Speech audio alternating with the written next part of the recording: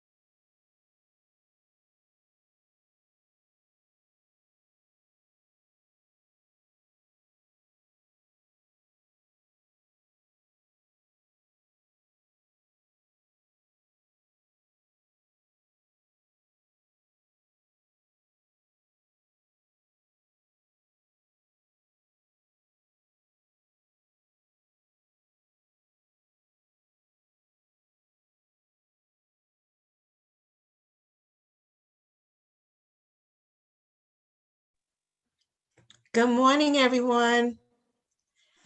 Good morning, everyone. Hi, Andrea. How are the elections going for you? It's going good. Still got a few more schools to do. Okay, all right. Remember, we're here to help if you need it. Yeah, I know. Thank you. Appreciate that. No problem.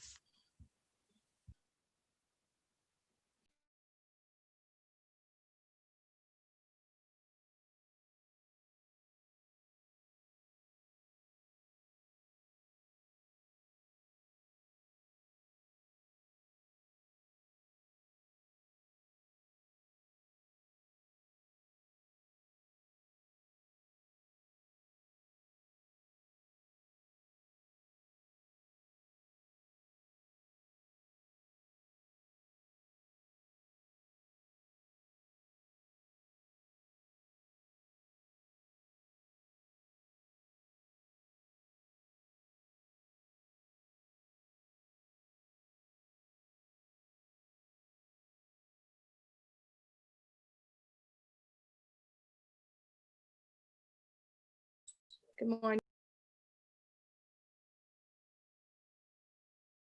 Good morning.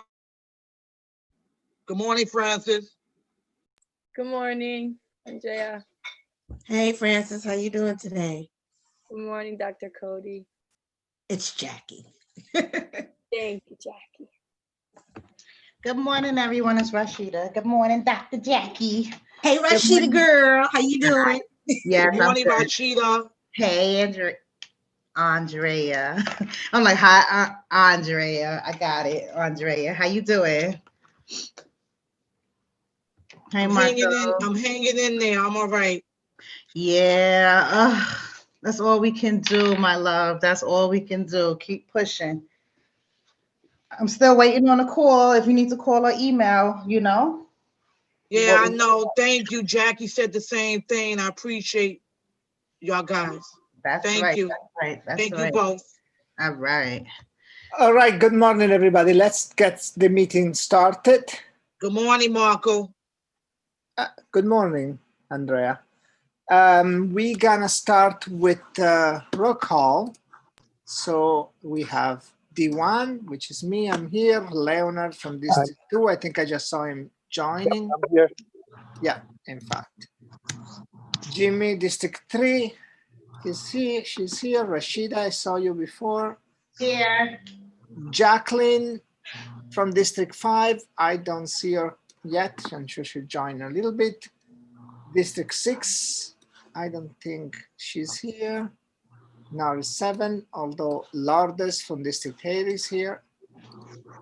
I don't see the Yes, I list. am. Yeah, how you doing, Lourdes? District okay. 9, not here yet. District 10, we have Maria, but she's not the official rep. She was sent here by Richard since he couldn't make it, so somebody is here from District 10 to get notes and information.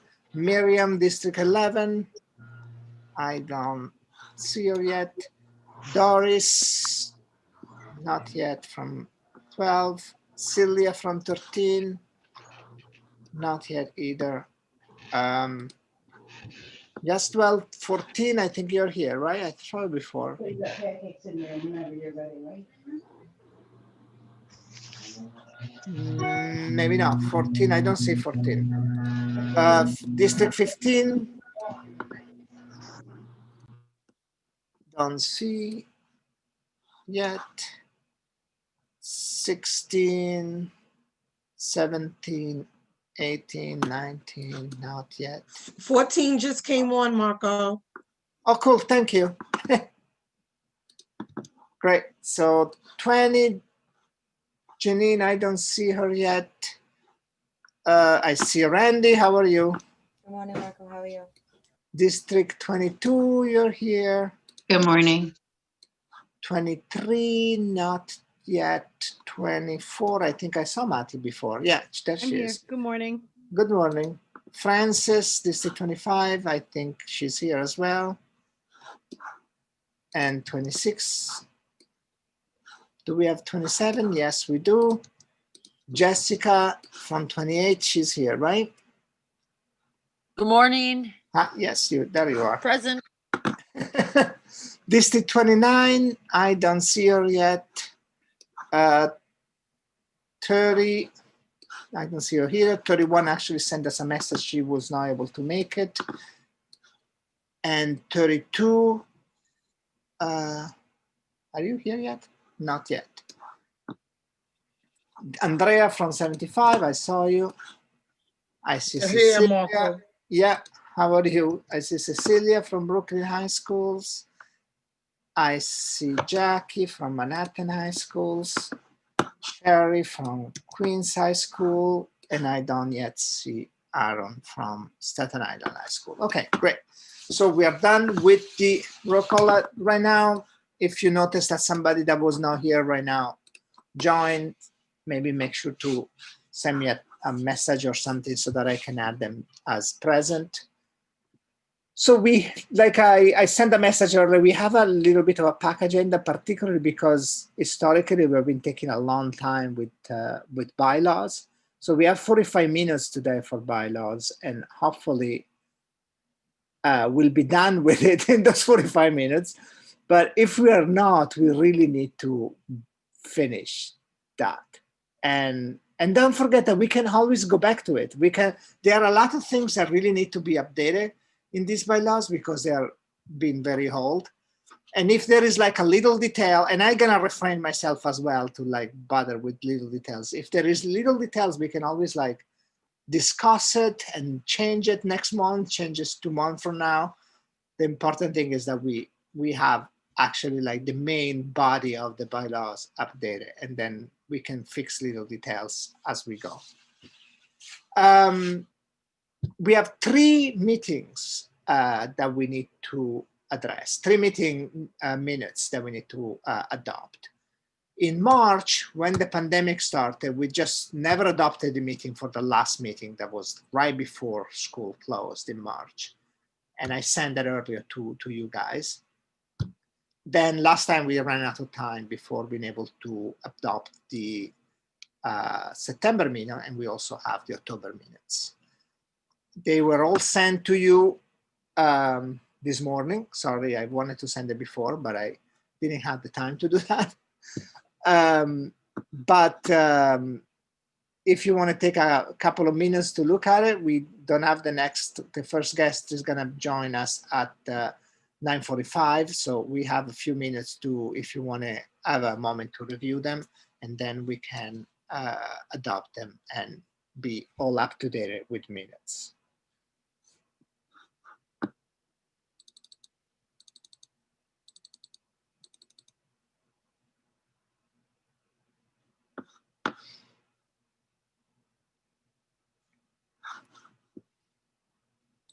Hello, Celia. I see that this is 13 just joined us. Good morning. So just to give an update in terms of while people are maybe reviewing the minutes, let me open up our agenda just to give a reminder. So we have at 9:45, we have Katie Hansen from the Division of Teaching and Learning. And the idea that we get an update on grading policy. That is for half an hour, hopefully the explanation of the grading policy, and we're gonna have some time for questions. 10:15, we're gonna deal with our bylaw amendments. And that goes on till 11 when the Chancellor will join us. The Chancellor has half an hour, and then at 11:30, Adrian Austin from FACE will be giving us some updates, about 15 minutes. After that, if we are not done with bylaws, we're gonna go back to it and finish up.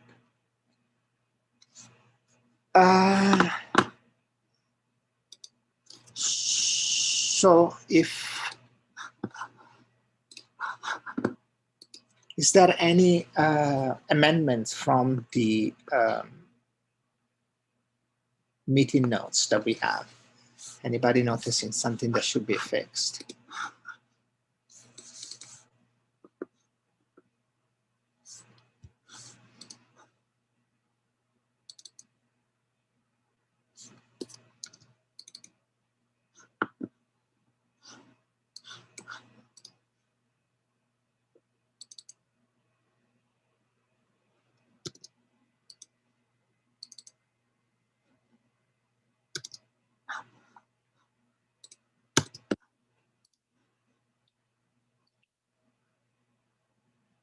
All right, I guess there is no changes recommended by law. Everybody had a chance to have a quick look, right?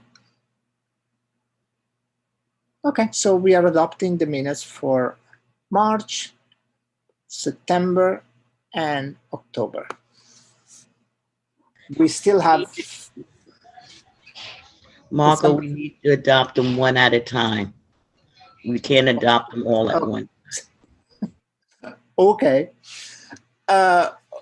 We are adopting the minutes from March, and then we are adopting the minutes for September, and then we're adopting the minutes for October. Do we have a motion to adopt the minutes? Jimmy, we don't need any motion. We don't need any motion. We're just adopting it. We're just asking if there are any amendments. Done. Now we have 5 minutes before our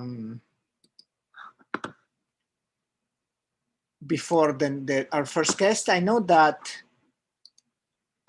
Cecilia from D26 just sent me a message that she wanted to talk about a motion that she had in her district. I know other districts had similar things. We literally have only 5 minutes for this, but if you want to use these 5 minutes, Cecilia, I think it's a I'm good sorry, time. Marco, did we adopt all of the minutes? Yeah, They were to be done separately, so, we just did separately. okay. Jackie, if there is an amendment, just tell us. We can. No, there's no amendment. I just Okay. thought that you're supposed to motion and then No, there is if no there's need no to more- motion. if there's no objections, because there's no need to vote on minutes, but there should be a motion, but it's okay. Cecilia. Yes, sure. Can you hear me? Yeah. Okay. Yeah, I for some reason I wasn't on the list of CPAC, so I sent it to individual email addresses, but I think that list was outdated, so I apologize if I didn't include any of you.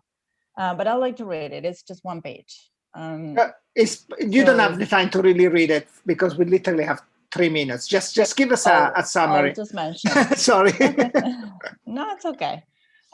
So basically, I mean, district, like at our last minute, when I spoke, when the chancellor was on, I mentioned the different promises that happened this year, and you all know what the promises that were made by the DOE were, and you know how they were not, you know, the DOE didn't comply and didn't go through with those promises. So basically, it is to District 26 is asking for a reversal of the last broken promise, which was the amount of windows to opt in. There are many families that are, you know, suffering because of that, and we did have a vote of no confidence because we really feel that we have a leadership crisis in the DOE, and many parents are extremely unhappy. The answer that the chancellor gave when I brought up those broken promises was that we have to be flexible, right? And because circumstances change. However, for this particular one, the last one, there's no real explanation other than administration will have to juggle and like struggle to reorganize schools. But it doesn't seem to be the opinion of administrators and teachers. And then like this last one, the closure of schools, if we were, the reason that the mayor and the chancellor are giving, it's we have to be flexible, right? And circumstances change. But in this particular case, we're not being flexible. We said that, and that's what we're going to do, in spite of like science saying that, you know, schools are not spreaders, bars are still open. So I just feel that there's no consistency. And I would also like to bring up the fact that CPAC's role, I feel, should be advising the chancellor. And I feel that we're always, and we had this conversation earlier in the year, where the chancellor comes to our meetings and says what he says in any other meeting. And I don't feel that we're advising and we're advocating for parents as much as we should be. And that's, I mean, I don't know if that's just my opinion or our district's opinion, but I'd love to have the discussion and see what others feel. And I know it's not everyone, but I really feel that we give this space to the chancellor to just say what he says in any other meeting, like to the general public. And we should do more than that as, you know, the parent advisory. I agree with you, Cecilia. I see 2 hands raised. We actually don't have the time for that, but we might find it later if we do to come back to this. And Marco, I understand that we have speakers, but like, I think this is priority. And I would like to, if we don't have time now, to give it priority at some point, because this is our role, this is the purpose that CPAC should have. Right, but we can raise it with the chancellor, we can raise it with FACE, right? Those are speakers that are actually very relative to this. And, but we also don't want to lose the sight of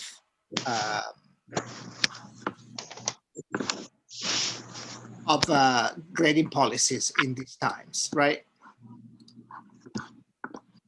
So Kathy Hansen, are you in this meeting? I do not. Katie is there. Oh, yeah, Katie, I Hansen can is see in you. attendance. Yeah. Yes. Hi, how are you doing? So do you need to share your screen, or do you want to just talk, or? It would be helpful to share my screen. I was just Great. going to share what's on the website. Yeah, you should be able to share it now. Okay.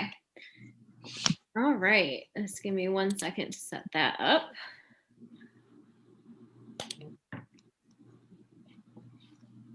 Okay. So you should see the DOE website with the grading policy. Yeah. Great. Okay. Well, thank you for having me. I know there's a lot going on this week. I'm from the Office of the Chief Academic Officer, Linda Chen, and thanks for having me to come talk about grading policy. I'm going to be referring to the information that's on the DOE website. So actually, let me pop the link into the chat in case you want to follow along there. I can. And I'll walk through it and happy to answer any questions that you might have about it. So as we all know, we had a grading policy for remote learning in the spring when we sort of unexpectedly transitioned to remote learning. And then we, after our experiences going through June and over the summer, we then looked at our grading policy and revised it to what we thought met the needs of our students, parents, teachers, principals, given where we are with blended and remote learning this year and coming into a fresh school year with a new learning model. So I'll go through it and sort of share the policy and summarize it, and also explain how we made some of the decisions that we made. And then again, happy to take questions. So this is all on the public website. I'm just referring to the chancellor's letter that went out in the end of October with the grading policy. So I'm going to go down to some of the key elements. So our goal with the grading policy this year, as you will recall from the spring, we took a pretty significant shift. For the lower grades, we went to the meet standards and needs improvement grading scale. That was probably the biggest shift. And we felt that that met the needs of our school communities at the time, to provide sort of a safety net and ease some of the worries that we heard from students in particular about their grades dropping because of technology, because of taking care of their families and all the other challenges that we're navigating. So our goal this year is to preserve some of those safeguards so that students can feel that that we're recognizing how they've had to shift their learning this year. But we also have some additional shifts that sort of bring us back to some of the school level discretion that we had prior to the shift to remote learning. So you'll see that reflected in the grading policy. So we have some guiding principles here. We want grades to be based on a student's entire body of work. Looking at all of the work that they've done, giving them multiple opportunities to show what they've learned, especially given the school year that we are in now. And in addition to that, as prior to remote learning, as I'm sure this group knows, schools selected their own grading scales. So most high schools do a 100-point scale, but not all. Some schools do ABCD, some schools do a mastery-based scale. Likewise, elementary schools, some do the 4-point scale, some do number grades, some do letter grades. So this year, the shift is back to schools selecting their own grading scales based on their instructional philosophy and their program and what they feel works for their communities. So it's for this year, it's not the meet standards needs improvement, it's the school selected grading scale. And then we have some additional layers on top of that. Regardless of the grading scale, we want schools to be flexible with assignments, again, giving students multiple ways to show what they've learned. And then one of the key components for this year for all of our grade levels, grades K through 12, is our parent choice option, or student choice if students are 18 years or older. So this was something we had for high school in the spring. We allowed for students to, if they wanted to choose a grade of CR, which means credit, instead of any passing grade in terms of what reflects on their transcript, then they had that option. And we heard a lot from students that they really, even if they didn't use it, or if they did use it, it was a helpful safety net for them. So we wanted to preserve that. And so we've kept that for high school. And then we also have a parent choice option for grades K through 8. So that is sort of our way to accommodate students who maybe their grades have dropped, maybe they're used to being a 90 student and now they're an 80 student, and maybe they want to choose this option. The family wants to choose this option. So that's one of our key policies for this year. And then on the other side of that, we are continuing with our practice from the spring of students not receiving failing grades. So I'll go through by grade band what that looks like, because it looks a little bit different for the lower grades and the upper grades. And what that means, practically speaking, is students just have more time beyond the end of the term to demonstrate their learning. So we'll go through that in a little bit more detail. And then the last policy piece we have for this year is that attendance, defined how we define it now in remote and blended learning, can't be a factor in and of itself in students' grades. Again, we really want grades to be based on mastery of standards and what students are learning.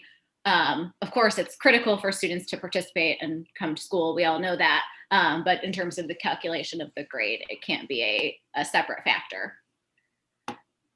And then in this chart here, this is handy for our summary.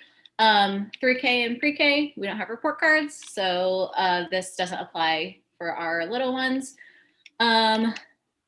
Grades K through 5. So again, schools select their grading scales. Most elementary schools use a 4-point scale, but not all. And then since we are not doing failing grades this year, the failing grades within the selected scale would be replaced by our needs improvement, our N grade. And then for the parent choice, what that looks like is the parent has the option to replace a passing grade with a meet standards. So an example of that would be if student gets 3s on their report cards, and maybe they're used to getting 4s and they want to have that choice option, they could change those grades to the MT for one grade for all of them, as long as they're passing. And then it's sort of similar for all the other grades, it's just sort of different notations. So for the middle grades, grades 6 to 8, course in progress, NX replaces our failing grades. So for example, if it's a middle school that uses the 100-point scale, then anything below 65, which is passing in New York City, would be replaced with a course in progress. And then for the parent choice option, any passing grade could be replaced with a P. And then almost the same for high school. High school policy is actually the same exactly as it was in the spring. So our course in progress grades in place of failing grades, and then the CR in place of passing grades at the parent's discretion. And then for our high school students in particular, we have dedicated sort of extended time periods to recover those course in progress grades. So for example, if a student gets a course in progress grade in this fall semester that we are in right now, they will have until the end of the year to continue working on it and hopefully successfully pass the course. We also have many students who are still working on their NX course in progress grades from June and August as well. So that's just the big picture. Eventually it does convert to a failing grade. We don't want course in progress to stay on students' transcripts forever because we want closure. So if a student doesn't complete the work by the whatever the deadline is for that period of time, then it would convert to an NC, which means no credit. So those are the main components of the grading policy. And I'm happy to take any questions that you might have. I see a couple of hand raised. I don't know, Jackie, did you have the hand raised for this, or you had it from before? Yeah, apologies. I'll put it down. It's from before. Okay, no problem. I thought so. Leonard, you are next.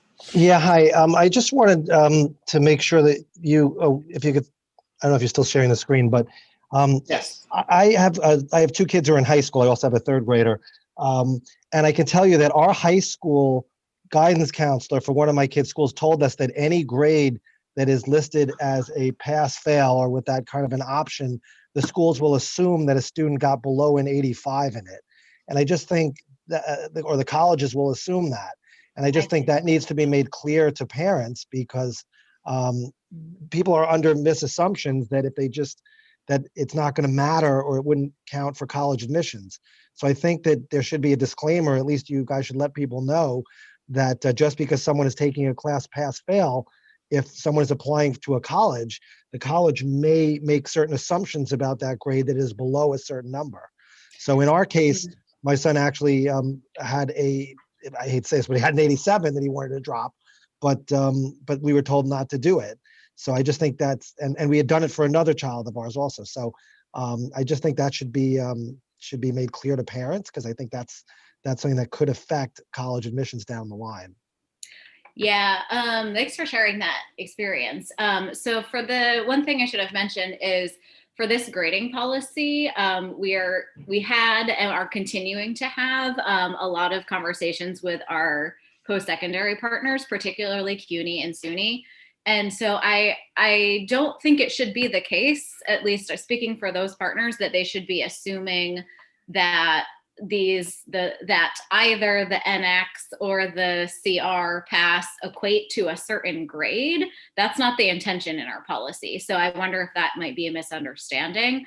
But our CUNY and SUNY partners are very aware of our policy. We've been working closely with them around making sure that colleges understand that, for example, the course in progress grade is just that, it's in progress. They haven't yet failed their course. The course is not over yet.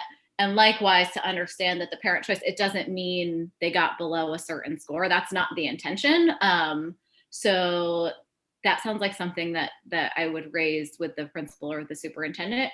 But CUNY and SUNY are very aware of our policy, and some of the ways that they're thinking about it is, now that we have these different annotations on transcripts, which do impact the picture of students' grades, looking at things like course participation and other ways of looking at the rigor of what students are doing. But thanks for raising that concern. All right, thank you. Rashida?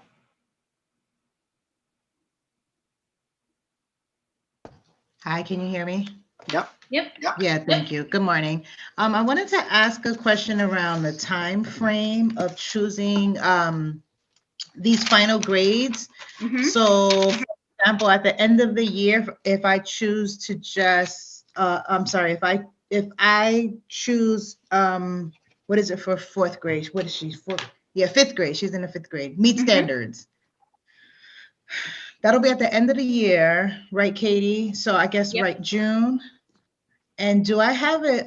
Is there an opportunity for me to change my mind, like to pull her grades back in on her, I guess, final record or transcripts?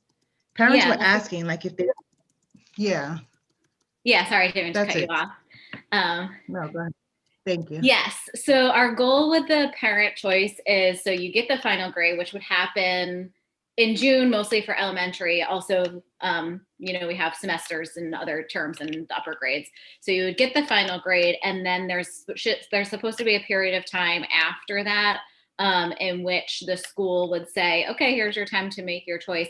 And the guidance we give to schools is that, yes, you can change your mind as many times as you want within that period of time.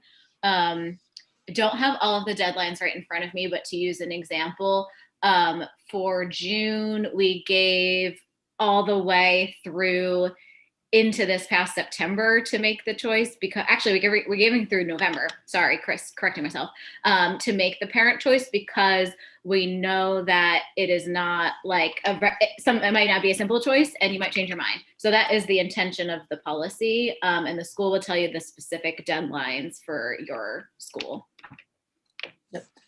So I have a follow-up actually from these and the prior questions. So you're saying with the partners like CUNY and SUNY, you have clarified it, but that doesn't really change the concern that Leonard was raising about the college assuming that that grade is lower than a certain amount, whatever that grade, that cutoff they might feel it is. And do you have any report or anything from other colleges or from the college board maybe about how they will take that into consideration? Yeah, I think, I mean, it sounds like from the example that was shared that might be a misunderstanding. My colleagues in the Office of Post-Secondary Readiness who work with school counselors around college admissions have been working a lot with counselors to support them in how do you explain a student's transcript and their grades and their academic experiences to a college. And so that would be sort of part of the counselor's role in the process, acknowledging that this is a new policy. And so, you know, it's possible that there could be some misunderstandings, but it should be from us to our post-secondary partners saying, here's what the transcript means, right? So I don't have any other anecdotes from other colleges, but that's the goal. Okay, great.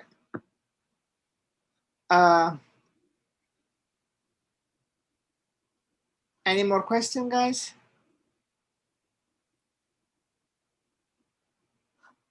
I see. Una, you seem to have a question. Una Margaret. Yes, good morning. Morning. So for parents to see their children's grade, we're supposed to go to the NYSCA for our students, right? Yes. Okay, so I'm a D75 parent, and how often is it supposed to be updated? Because I went on my child's account Monday, and there's nothing on there. There's no grade. There's nothing on there. Not even the time she's in school. Nothing is on there. And I'm a D75 parent.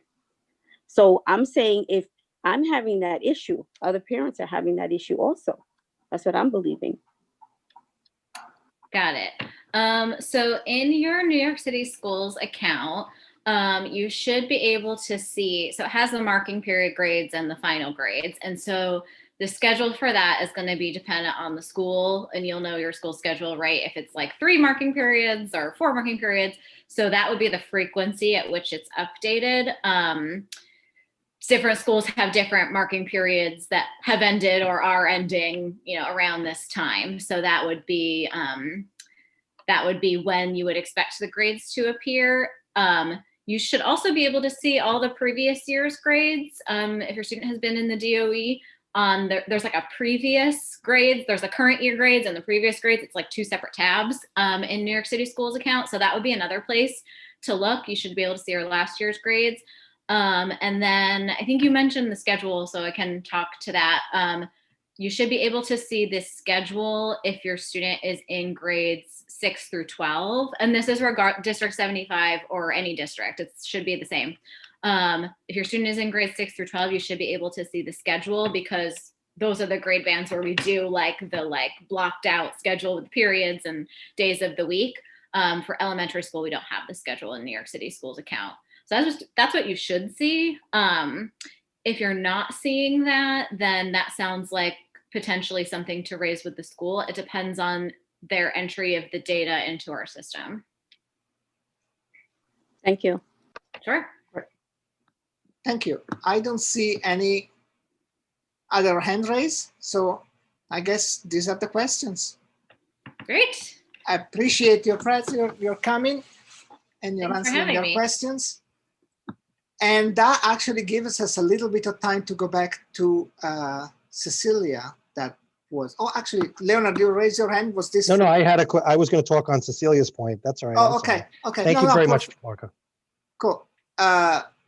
So we actually have 10 minutes to go back to that. And I think we should, if we, okay, so let's move back to that.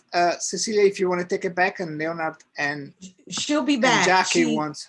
Cecilia left. Yeah, she's right here. She's right here. Oh, she came back? Oh, yay. It's two different Cecilia. Cecilia from Brooklyn High School had to leave. But Okay. Cecilia from this 26 is here. Sorry.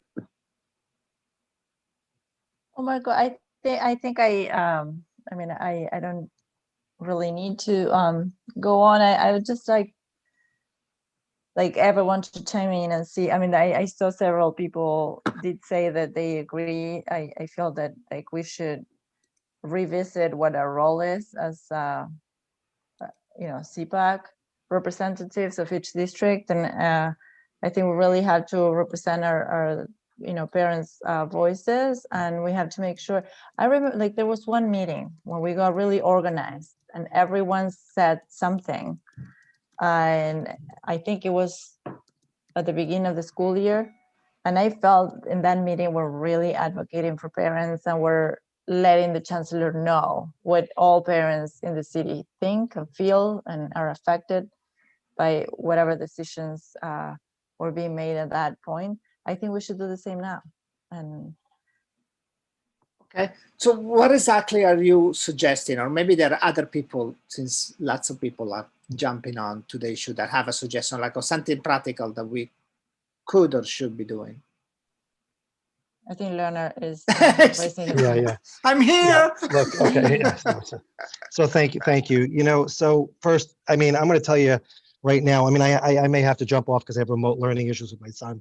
But the question I was going to ask the chancellor, and this relates to Cecilia's point, was how much longer are we going to continue this farce of an agreement with the UFT? And the point about that question is, Marco, I feel we spend so much of our time on these procedural issues. I have attended meeting after meeting, and this is not to in any way minimize any of the efforts and the hard work that's gone into the members of CPAC. And I really, honestly, I love this organization. I love the people here. But we've spent so much time on election procedures and bylaws, and I've attended countless meetings on those issues, when I think there are more important policy issues that are at stake. And I'm not, and again, I was involved in the election meetings and some of the bylaws meetings, and I'm not minimizing the work that anyone has done on that. But we have some serious policy issues, and I feel that because we're so focused on the procedural issues, such as that FACE should be, quite frankly, handling, and FACE should be coming up with the election procedures, and we should be working on policy, that CPAC has been marginalized, and our voice really isn't heard. And to that point, I also want to say that I'm personally offended a little. And this is not your fault, Marco, but we get 30 minutes with the chancellor, but I see if you go on these ECC meetings, he's spending an hour and a half there. So I just don't understand why the focus is so much on the procedural, when my son, my third grader, it's a disaster. I mean, he has IEP. This remote learning is a disaster. The science says keep things open. And I want to know what we can do as parents. What can we do as parents to help, push these issues, to work with the chancellor? I'm not talking about an adversarial relationship with the chancellor, but there has to be accountability. And I think our role is really being lost in that. And I feel that a lot of these meetings, to be honest, I feel a lot of these meetings are wasted time. And I enjoy being with the people here, but another meeting on election procedures, or another meeting on this issue of the bylaw, or this section, or this line. I know it's important. I know we have to do it. We've all been PTA presidents. We've all been presidents, council presidents. But I think the focus needs to be on really pushing the policy. And that's all I have to say. I mean, Okay, but I think we hold need. on a second, Leonardo. So, because I hear your frustration, but I don't see yet a recommendation of what we should be doing. I do, if I can, Okay, Marco. First, with the permission of the co-chairs, I would like to receive those people who signed up for the legislative committee, revive the legislative committee, and get rolling with a meeting, and then we can vote for a chair. And also the capacity building committee. I would like to help start. I can act as chair pro tem to just get it started, so that after the elections, we can just keep rolling on these two committees to get the nitty-gritty work done, to present it to CPAC, to move forward in a lot of things that Cecilia and Leonard just mentioned. I want to emphasize that I thank everyone here, and I'm very grateful for each and every person here donating your time to lead parents and to help organize parents. Please understand how much I appreciate each and every one of you. So when I say this, I'm saying to build. I'm not saying to rip down. So I'm not here to bellyache or complain, with all due respect. I'm here to use my knowledge, skills, and experiences as an educator and a parent leader to help implement necessary changes that will put parents' voices at the crux of decision-making. If every SLT was functioning well, and I'm going to try to be quick, this school system would be exemplary. If parents are still complaining about not being heard nor included in the decision-making process, then we have to make changes so that parents are heard, included, and respected. I heard that the executive board and voting members felt that putting parents' voices at the central would be added bureaucracy. So I want to set the record straight. Members of ECC, as Leonard just mentioned, and the steering committee and members of CPAC's executive board meet with the chancellor or FACE or Adrian. These meetings are not added bureaucracy. DOE meets and creates memorandum of understanding and agreements with UFT, NYPD, and other partnering agencies. This is not added bureaucracy. They meet without parent voices. So the parents need to be included in these decisions prior to creating memorandum of understanding. Education stakeholders such as representatives of UFT, CSA, and so forth. Let me stop you I'm giving you an answer. But you're going completely off. No, so I'm not going no, Jackie, please, 1 second. You already went off the time. I'm not going off. Jackie, please. Yes, sir. So we're talking about right now having a motion or a request specific to this topic. Okay, I'm asking to get the legislative committee rolling. If I can, which doesn't give us a motion or anything. It just adds months of work before we do anything. No, it's not months of work. I'm asking for that so that we can focus on getting the nitty gritty. Okay. And we can come back. That's it, Jackie. You had your time. Jackie, you had your time. Francis, Jackie, we heard you, but we need to get back on track. Go ahead, Marie. No, actually, Francis was next. Yes. Hey, Marco. Go ahead, Mr. Chair. Good morning, everyone. I agree. I'm hearing everyone. I don't think there's not one person in this room who's not upset, right? Because that's why we're here. That's why we come to these meetings. But the question is, like Marco mentioned, what do we do about it? I mean, sitting here complaining, we could complain for 20 hours every day. We need to find out, what do we do about it? Obviously, it's something we need to do together. not per district, but together as a whole. So that is what we're trying to see. What solutions do we have? Not what we're complaining about. We're all complaining about the same thing. So what can we do now before the chancellor gets on? Maybe he can give us recommendations. I don't know. But what, as parents, what can we recommend to make this better? That's what I would like to hear. Thank you. Sabina? Good morning. One of the things that we're going to try to do in our district is kind of goal focus. So I think that it would be helpful if, as president's councils, we could see what exactly our districts are in crisis with. So obviously right now we all want to know about the opt-in.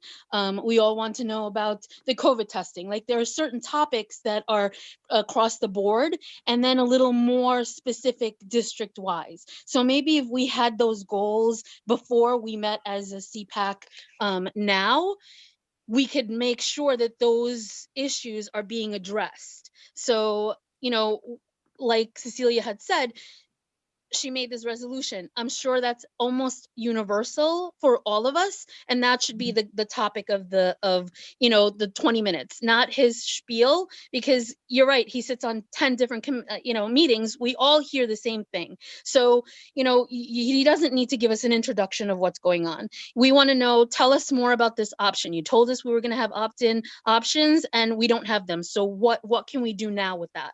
And really focus on goal-oriented tactics, especially since they're sort of universal between all of the president's councils. And then I feel like moving forward, it would be really great. I think there was once where we sat as president's councils and shared what was going on, and what was working and what wasn't working, and just building and sharing on the ideas, because I know that there are a lot of districts that are doing amazing things, and that sharing of ideas would benefit all of us, especially like during the elections. D75, I think, or one, I'm sorry, Cherie had sent everything out to some of us, and that was really helpful.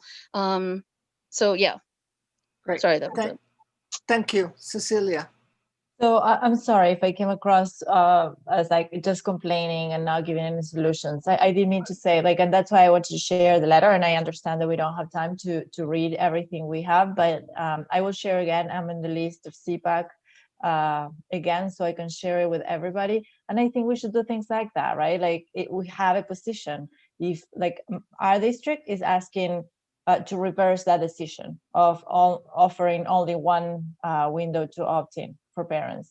How does CPAC feel? Like, do we all feel that the same? Do we have like 90% of people? Like we can just do a simple poll in a meeting and be like, okay, this is the majority of CPAC, who represent all parents of the city feel that there should be more windows. So we put a statement out there.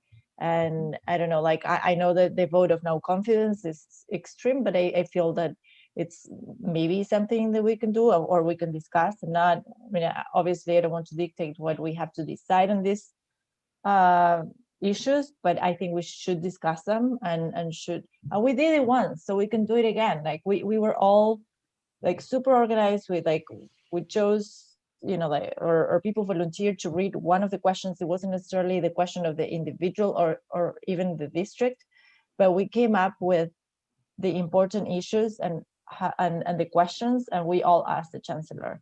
And I think that's what we should be doing. If not a statement, at least questions that we need to, we need answers on. Right. But also, what you're saying is also changes significantly now with school being closed, right? So even if you opted in, you're not going in at this point. Absolutely, right? So we need to kind of. Yeah, but like I don't want to wait until we're in school again and start talking about it when it may be too late, right? Like let's say schools don't open until February. Well, we need to have a position before February, and that's not the only, like now the closing of schools. I know many people are protesting today about the closing of schools. Like how does CPAC feel about it? Like what do we hear from our parents? Is it the right thing? Have parents being heard when making these decisions? like as I said earlier, like the chancellor said that we have to be flexible, right? Like when making decisions and like and all these promises he made that he couldn't comply because we have to be flexible. And but we're not being flexible now with closing of schools because science says that, or like testing or whatever, like says like the school infection rate is so low compared to the city rate, and it's more than proven that the virus is passed on in bars and restaurants. However, we're closing schools before then. So I think these like should be our positions, right? And again, I don't mean to dictate, but we should talk about it and let the chancellor know. Let's see if we can highlight at least a couple of specific requests, right? One request seems to me would be at the moment in which we can go back to school, families should be allowed to have other windows to opt in. That seems to be a request, right? I don't know. I hope. Uncle, can I state something? Sure, of course. It'll be brief. I just want to say that in my district particularly, parents feel like the chancellor has not been listening to them. And I feel the same way. You know, I mean, I like being on these CPAC meetings. I enjoy coming on these meetings, you know, to hear everyone's concerns and ideas and things like that, and even to work on the paperwork that needs to be done and updated. But it's like what Cecilia said, you know, we're supposed to be doing a lot more. And I think that our position as CPAC members, whether we're board members or just regular members, well, I'm a regular member, is that we should like come to the chancellor more with more suggestions to solve some of these problems and issues we're having. And hopefully he'll listen eventually. I feel like sometimes he just doesn't listen and he just comes on our meetings, state most of the things that we already know because we're involved. So we know most of the things he's saying already. And it's just a repetition thing. Instead of him just hearing what the parents have to say, whether it's the board members here, the regular members here, or even the other parents that join the monthly meeting. And I just feel like it's sad. I mean, schools here is closed right now. I was expecting this to happen eventually. There's a lot of things the chancellor really needs to. I feel like he's not parent friendly. And I'm going to be honest. That's how I feel. I don't know how everyone else feels. But I'm willing to keep trying to work with you guys. You know, if I get reelected as president of President's Council, because I'm already got reelected as the PA president, I'm hoping to join CPAC again because my work is not finished for District 75 and for all the districts that we all own, as we all represent CPAC as parents for each individual district as well. Cool. They're a team, and I want us to act more like a team. That's all I want. Thank you, Andrea. Francis. Yeah, I just feel like I agree that these previous issues that we had before with the opting in, but I think the biggest problem now is that the schools are closed and we don't know when they're going to open. So I think my main concern for me was how many of these kids have equipment, because I'm still waiting for equipment for my daughter in her school. And if her computer that we have now, it fades out, I don't know how we're going to homeschool. So my question is, if I'm having this issue, I'm sure many more are having this issue. So closing down the schools is not an excuse for them to say, okay, now we're going to be safe. We're still not safe, right? Because our kids now, I want to know what the chancellor and the mayor's plan is to check up on our kids for their mental health and make sure that they're safe, make sure that they're learning. I want to know what that plan looks like. And I want to know if these children have the equipment and have the environment to homeschool. I think that's the most important. And that's what I feel we need to discuss now, because this is the moment that we have now. The schools are closed. Cool, thank you. D29. Hi, good morning. Good morning, all. I would in comment to, there's stuff that I agree with and there's stuff that I don't. But I would push back on our members to say, we have to determine what we want to be. Do we want to be a reactive board or do we want to be proactive? Proactive means we sit down, we come up with our agenda, or in the agenda, not for the meeting, but what we want to support, what we want to fight for, what we want to argue for and stuff. And then we present that and go forward, and we need policies, initiatives, et cetera, around these issues. We have not been doing that. We have been reacting to everything that has come out. Nothing against the board, but you had a discussion today about the grading policy. That's been out for 2 months. And so why are we now discussing it when yet we don't have any information about admissions? And so, but the deputy chancellor is speaking on an event this evening with the Queensborough president about admissions. How are you talking to the Queensborough president group before us? And so I think it's like we need to figure out our own focus and our own things. And then the other part is making sure that we're taking this back to our members. A lot of people are speaking here as president's councils for themselves and not their whole community. Cecilia sent that letter, I think last week or the week before. We could have easily had an email conversation or set up a working meeting to discuss that. We could have took that back to our president's councils and we'd have come back today with something to say or something for the chancellor to address. So I think if this is the focus that if you really want to be about advocacy, then that's what we should be doing. That's what we should be focusing on. And I started to say it in the chat, Leonard, please stop comparing CPAC to ECC. It is divisive. They are parent leaders just like we are. It is not apples to apples comparison. ECC meets every other month. They meet on a Saturday. They set their agenda and they tell the chancellor what they want to talk about, what he comes and what he's boards. And once he's finished, they dismiss him. Excuse me, but it's like, you're done. Let's talk to the next person. So if CPAC wants to be able to have that time, they have to schedule it. But we also understand we meet during the week, during the day. Not a Saturday morning. So he's always going to have competing priorities. So I don't care about the time. I care about the quality. And so if you want to give, if we want more time to do something, we put that forth. When we had that last discussion that Cecilia and others are talking about, when we organized, we told them that we wanted more time. And he gave us that. So it goes back to, what do we want to be, proactive or reactive? And making that decision and going forward from there. Thank you. Marco, I'd like to just respond very quickly to that. My hand's been up, Leonard. Yeah, just a memory, Leonard. Okay. Go ahead, Jackie. Go ahead, Jackie. Then you go back. Then we go back to you, Leonard. Thank you. District 29, what is your name, please? I'm sorry that I don't know it. It's Cherie, Jackie. Oh, Cherie. Hey, Cherie. I'm totally in agreement as far as the proactive is concerned. And maybe to reword differently, but we do need to be at the table when DOE is making these decisions regarding our children and us. We're not pawns. I don't know how to reword it or word it any better. We have to be. And I have a plain written out plan that does not mess with bureaucracy at all. Also, keep in mind, as far as being proactive is concerned, keep in mind, whoever is the next mayor, we're voting for a new mayor next year.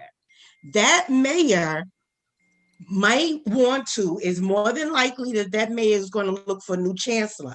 Then we're going to be put back behind again, where we're not at the decision-making table on choosing or helping to hire the next chancellor.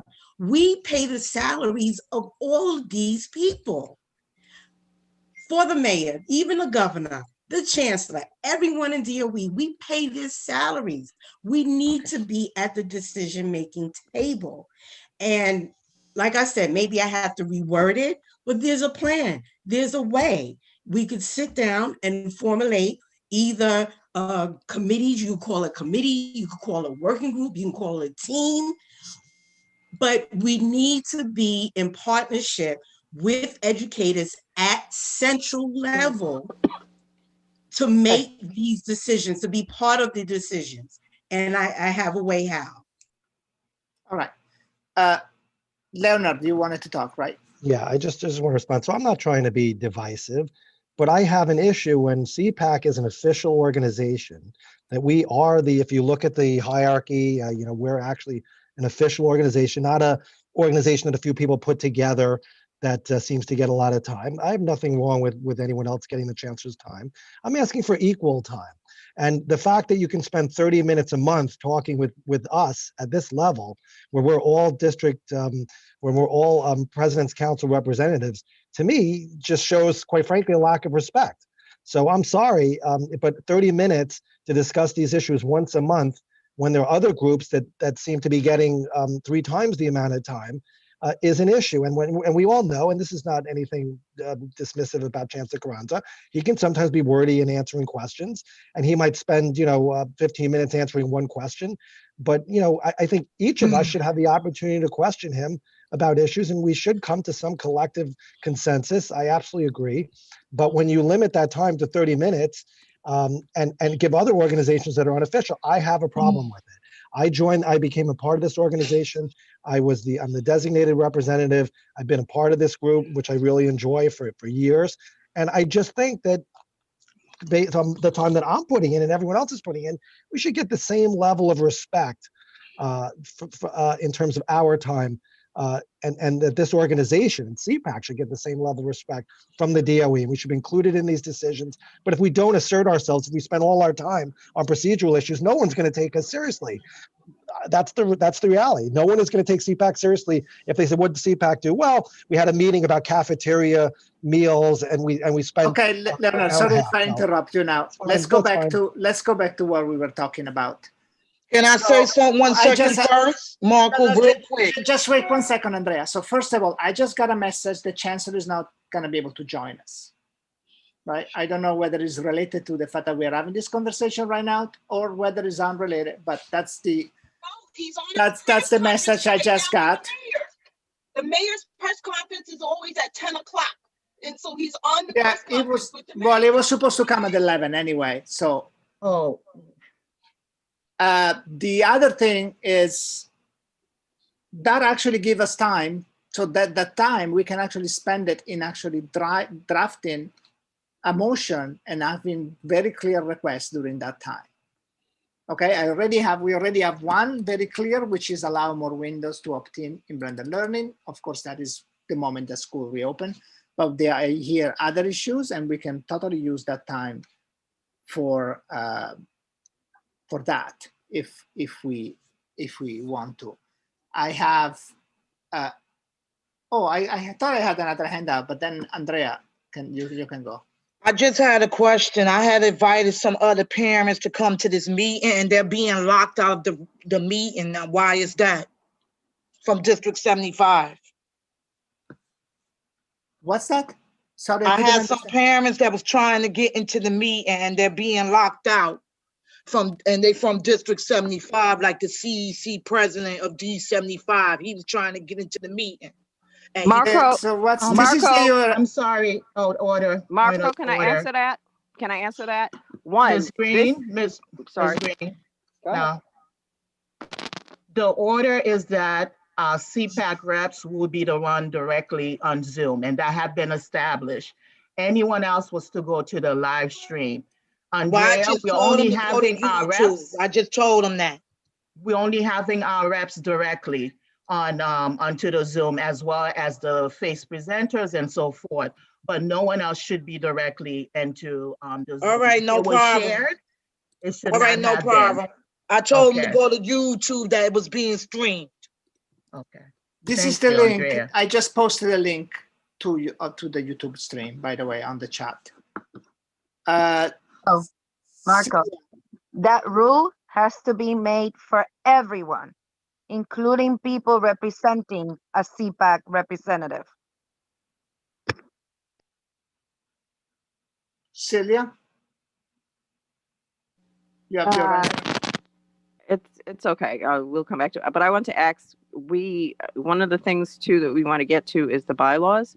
So since the chancellor's not coming right now, is it possible to? And hopefully we'll get to finish it today. Right. Yeah. What we can do is to move to the bylaws and then move back to this issue and actually be able to draft a resolution of some sort. I did want to make Okay. a motion Thank for you. people to think about, Marco, if that's possible, before moving to bylaws. If I can make a motion for people to think about, and then when we come back to this conversation.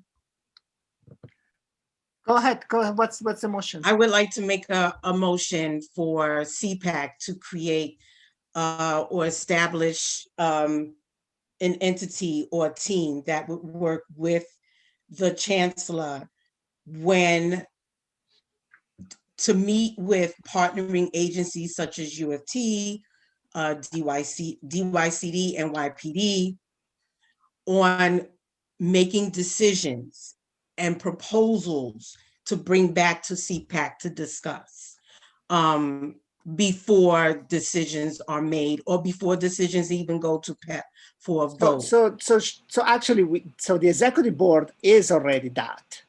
The problem is that when we have asked to be part of conversation and we are being refused, what we can do is have a motion to insist that that should be the case. Shirley, yes, you raise your hand and then lower, raise it and lower. I don't know if you're trying to. Yeah, because y'all keep changing the topic. Sorry. Can we I don't please want to go change back it. I to don't the want to keep going agenda? backwards. I was Thank getting you, Shirley. order. We Yes. need to go back to the agenda. Yeah, but And just that let's have, yeah, we are going back to the agenda. Let's just have. Yes, because we're going off the topic again. So we I need to just go want back to the agenda. Go ahead, Shirley. I'm sorry. Yeah, there's no problem. I just want to bring 2 points up. I don't understand. I'm going to clarify about ECC. ECC members is CEC presidents primarily, which is part of the DOE structure. We have CECs for each district. So they are a legitimate have a voice for the chancellor. So this is what Cherie was saying about being divisive, because I know some districts, presidents, councils, and CECs don't get along because one feel one is more important than the other, but we're all parent leaders and we're supposed to be working together for the common goal. And I want CPAC to, because we're supposed to have the chancellor's ears, come up what we need, what our parents need, and tell them that this is what we need to do. This is what the parents' voices are. And we have done this before, like it's been repeated over and over, but it's correct. That's what we should be doing. We shouldn't be behind the times. We should be ahead of the times because we have our parent leaders all the time and we know what our needs are. So that's all I have wanted to say, but we kept going back and forth. So no, thank you, Shirley. And we elected the CEC. We elect the CEC members. So it's our fault if we don't like them.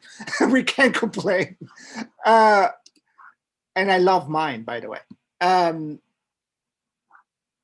So let's go to bylaws. And then at 11, we're going to move back to possibly drafting a motion. And then at 11:30, we have Adrian Austin from FACE. And after that, if we need to go back to bylaws, we'll go back to bylaws. Cecilia, no, what am I talking? Marie, if you want to share, I don't know if you want to share the screen. I don't know. I also not sure. Was everybody able to see and review the document that Marie sent a few days ago? Or no, she sent a few, but the last one I think was quite a few. Quite a few. And as we make the changes, but yes, it was resubmitted again. And this also include the previous adopted definitions, and I will still go ahead and share. Because what I would love to is if we can just limit the discussion to if there is any section that we want to modify from the latest version created by the working meeting that we had, and just limit to that the discussion, if potentially change it if we feel that we want to change it, and then just vote to approve the bylaws as they are, as this latest document that Marie shared, without having to go through every paragraph again over and over again. Yeah, so we would go according to with the sections, as well as the articles. And what's different No, this so time from Maria, what we shared. what I'm recommending is that we don't do that.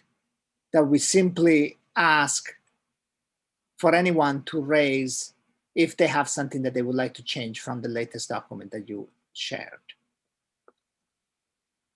But also for the purpose of transparency and also for our viewers, it would be necessary to actually go through the document itself so you could see the articles in the sections that were proposed to be So Marie, we share the document. amended.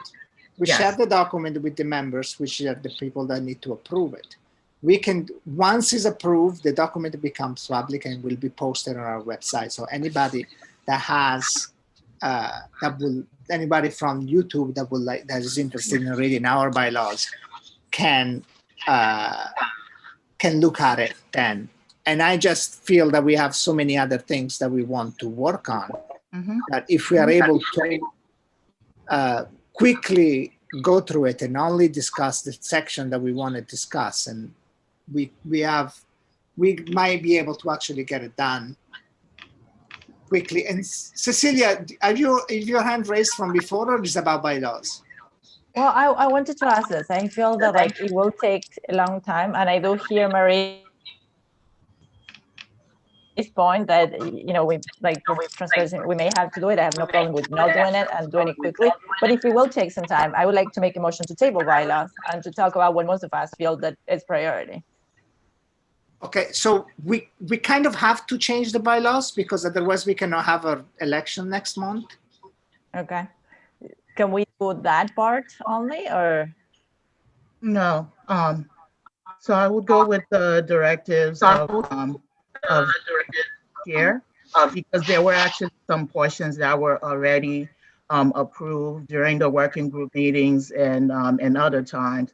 So if the membership is okay with that, we can actually skip to directly into those sections that were not previously approved by the membership at large, in the essence of time. But I just want to make sure that the process is clear so that we can avoid any future issues to how these bylaws were presented and approved. So I want to be extremely careful about that. We work directly into the bylaws, which should not have been done that way, but the directive that was given. So I went ahead and input it directly into the current bylaws. So that's why it looks different to you all today. But to Mr. Chair's point, yes, the bylaws have been submitted, resubmitted, and so forth. Hopefully everyone have had the opportunity to fully read them, since there were no further amendments forwarded to us, for changes. So with that being said, and the essence of time, just so you know, any portion that is not highlighted, meaning that they have not been touched, they have not been altered or amended in any way. Only the items are in yellow and they don't have a date next to them, have not been previously approved by the membership. And I believe that, Mr. Chair, Madam Chair, that would really save us the time, as we do have other urgent matters to take care of. And with that being said, I would like to continue, and then the presiding chairs would get the approvals accordingly. And I'm just calling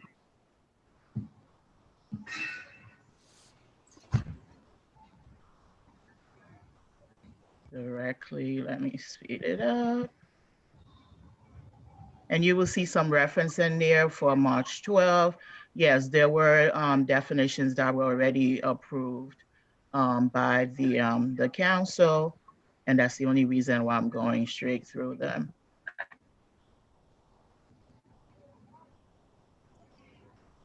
And this portion here is new, simple. Article 5, officers and their elections. And this is directly section 2 under eligibility. And I would just quickly read it out, and then Mr. Madam Mary, Chair. Mary, sorry, we don't have to do that. Everybody got it added for days. Is there any section in these bylaws as they were sent by Marie that anybody would like to modify before we adopt them, before we approve them?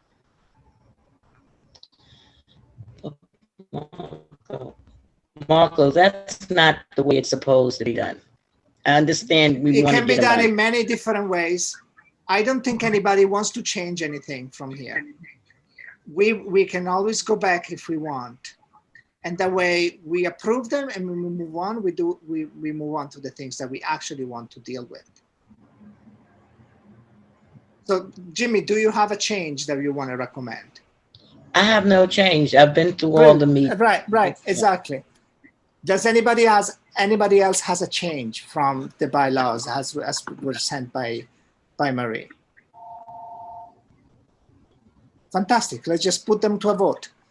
Yes, Marco, may I make a motion to accept the amendments to the bylaws, please? Right. Any second? Second, Rashida Harris. Okay. Thank you, Rashida. Everybody, should we do a roll call? Let's do a roll call. District one, District 1, yes. District 2. Yes. District 3. Yes. District 4. Yes. District 5, I don't think Jacqueline is here, is she? Yes. Oh, Yes, sorry, she I is. missed you. Yes, she is. So you're present and District yes. Marco. Yeah, it's great. So District 6, is it 6 here? No. Danielle, 7's here or not? Not yet, no, right? Okay, 8, Lourdes. Yes. Delita from District 9, are you here? No. Yes. Oh, yes, you are. Cool. I have also missed you as present. Now I have you as present. I know Richard is not here. D10 is represented right now by Maria. She cannot vote, but okay. Miriam, 11, are you here? Yes, you are. And yes, Doris from 12. Don't think she's here. Celia from 13. Yes. 14, yes, well. No. No, 14 is not. Katia, I don't think she's here. 15. Yeah, 15, I don't think she's here. Yeah, Janice, 16, I didn't see her. 17, Veronica now here. Abby from 18 is not here. Sherry from 19, not here. Janine, she's also not here, right? From 20. Yeah. Randy, District 21. Yes. Sabina, District 22. Yes. Tanya, are you here from 23? I didn't see her. I don't think she's here today. Mati, District 24.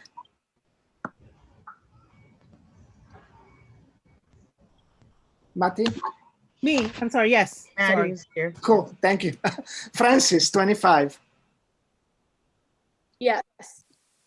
Cecilia, 26. Yes. Maribel, 27. Yes.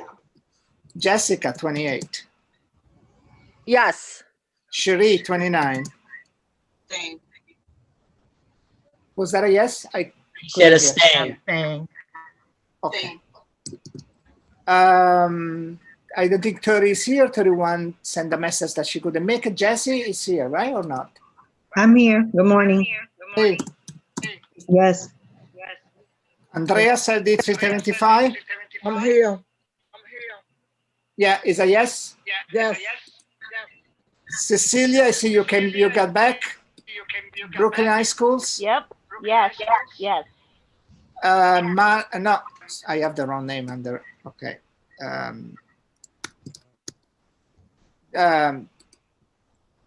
Jackie from Manhattan High School. Yes.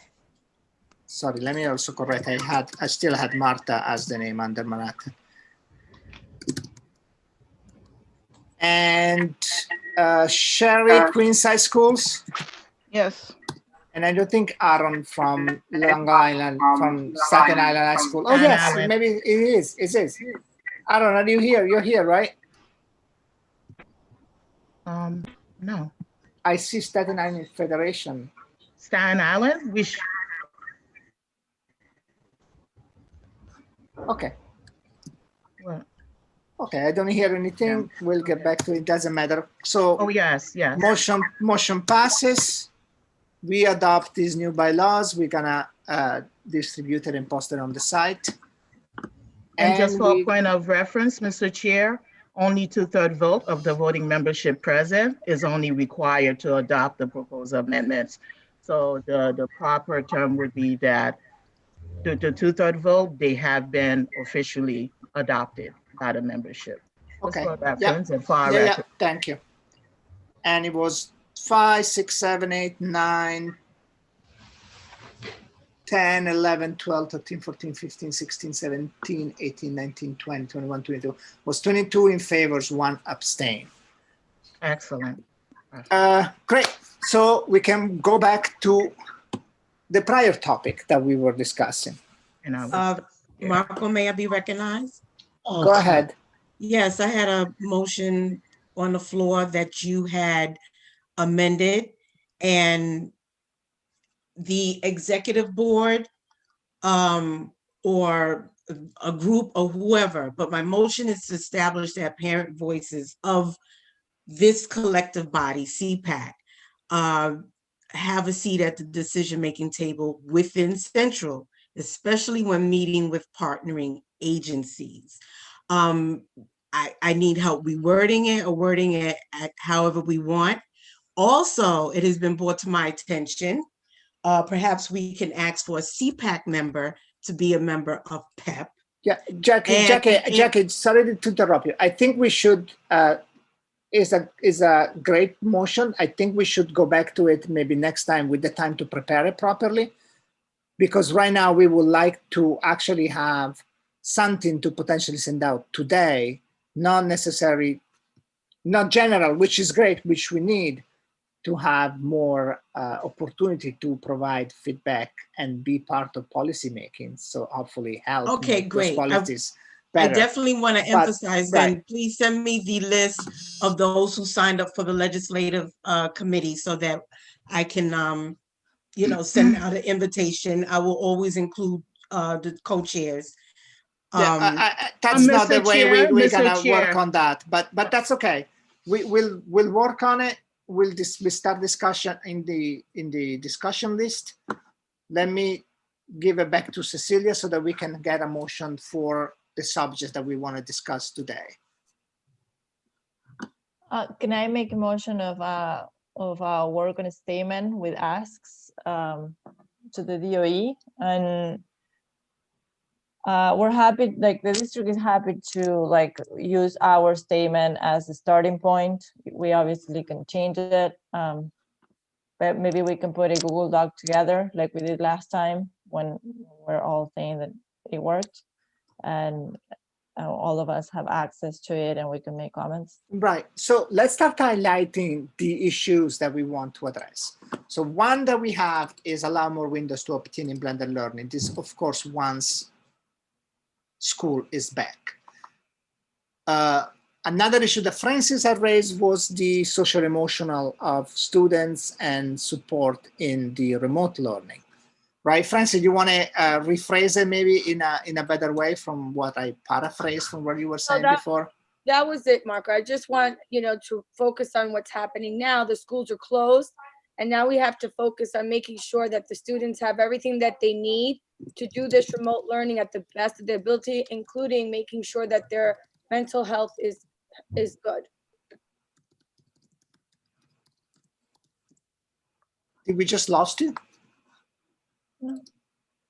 Did you hear me? Oh no, okay, maybe you stopped talking and I thought you were still talking. It's okay, no, we got you.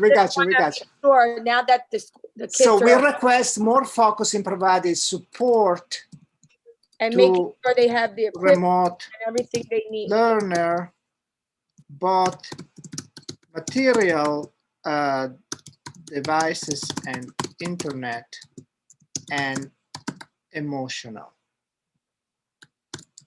That sounds good. Just as this is just a draft things. So I have 1, allow more windows to obtain in blended learning. 2, we request more focus in providing support to remote learning, both material devices, internet, and emotional. Right? We can then later on make it better. But right now, I think it captured what we want to discuss. I have Jessica and then Leonard with their hand raised. So I would like to request to see the data or the schedules and plans for the schools and how they're going to now work as a fully remote, and just sort of, will that shift those kids that were sort of fully remote with like 60 kids per teacher? Will that shift back so that there'll be less kids for the remote only teachers? Like, I think that's a relevant question because it doesn't seem like schools will be reopened anytime soon since there's no school reopening plan. So I would like to see just a little bit more data as to how many, the ratio of kids per teacher, either for blended or for remote. So you're asking, so request the classroom size, basically, class size data. Yes. And split up for blended and those in remote. And I know it's school by school, but that data doesn't seem to necessarily be public. And it just sort of seems to be a little bit all over the map since the schools get to decide their own plan. Right. And also a special meeting, Jessica, don't forget, you asked. Oh, yes. I would like to also ask, and maybe Marco and Jimmy can help with this, that as the chancellor was unable to attend today, perhaps we could have like a special town hall meeting with the chancellor himself. That's either in great. the evening We or should, on a we should Saturday. have it. Yeah, that's great. But we should have it in a separate. I think one thing is the request on that. Another thing that we can request is that we can just request it without having like necessary a motion or adopt anything. Cool, Leonard. Leonard, did we lose you? Or am I not hearing you? Yeah, I think you're muted. You're talking, but you're muted. Oh, yeah. Sorry. Sorry about that. Yeah, I was wondering how the membership feels about, asking that schools be reopened. I mean, the schools are closed because there's a 3% testing rate. That was something worked out, in another agreement. The actual infection rate or testing and rate in schools, I understand it's like 0.12 or 0.22%. So I'm wondering if we as a group wanted to, as someone mentioned earlier, parents are protesting right now, whether we want, what our members feel about asking that schools be reopened based on the science. That's it. How do people feel about that? Is that something that we want to talk about now? I think we might need to talk about it. I don't know that there is agreement. Let's see what others, and then we can discuss that. Cecilia. No, I was just thinking that in this statement we should have specific asks, right? Like if we I'm gonna give the example for the opt-in option because that's something that we already did, and I feel that it's a good example. We're asking to the decision of having only one window be reversed to having multiple windows, and we can say the number of the windows. And I think in every issue we raise in the letter or the statement, it has to be a specific ask from the DOE. And maybe with what Leonard just mentioned, we can have a poll. You can launch a poll and be like, what percentage of CPAC, or we can, I don't know if every representative knows how the district feels about. We can come back in a couple of days and have the answers, and we can do that via email or in the Google Doc, and everyone has to, Yeah, that's great. But yeah, we should do it the next day or two at the most. Even today, if possible. But yeah, because cool. as Sabina said, we're always late, I feel like, and I feel the same. Like, it's nothing against the board. Like, I know you guys do so much work, so I just want to make sure you don't take it personal. I know, but we have to do it on time. Well, I take everything personally. I'm joking. Thank you. Yeah. No, it's something that we need to work on for sure, and needs to come from us. Jackie. Yeah, I just wanted, if I may, just give a little clarity on procedure. I know ECC was brought up. I am a member of ECC. Okay, sorry, Jackie. let's focus on. No, let's focus on I what just wanted to, yes, I just want to say real quick, Marco, that I know that at one point CPAC was meeting like a week before meeting with the chancellor. Maybe that can be reestablished, because one of the things that we do at ECC, we have a planning meeting before we meet with the chancellor. So maybe we can have a planning meeting. I know the executive board meets separately. Maybe that could be reestablished, because I remember earlier in the spring and during the summer, CPAC voting members were meeting prior to meeting with the chancellor, and maybe that can happen. We have done that sometime. We organized. Yeah, I know. So I'm questions, asking, but- maybe it could be reestablished Sure. again, so that we can have Okay. our plan together for when we meet with the chancellor. Okay. So going back to these asks, so we have 3 right now. More windows for blended learning, request more focus in providing support for remote learners, request class size data.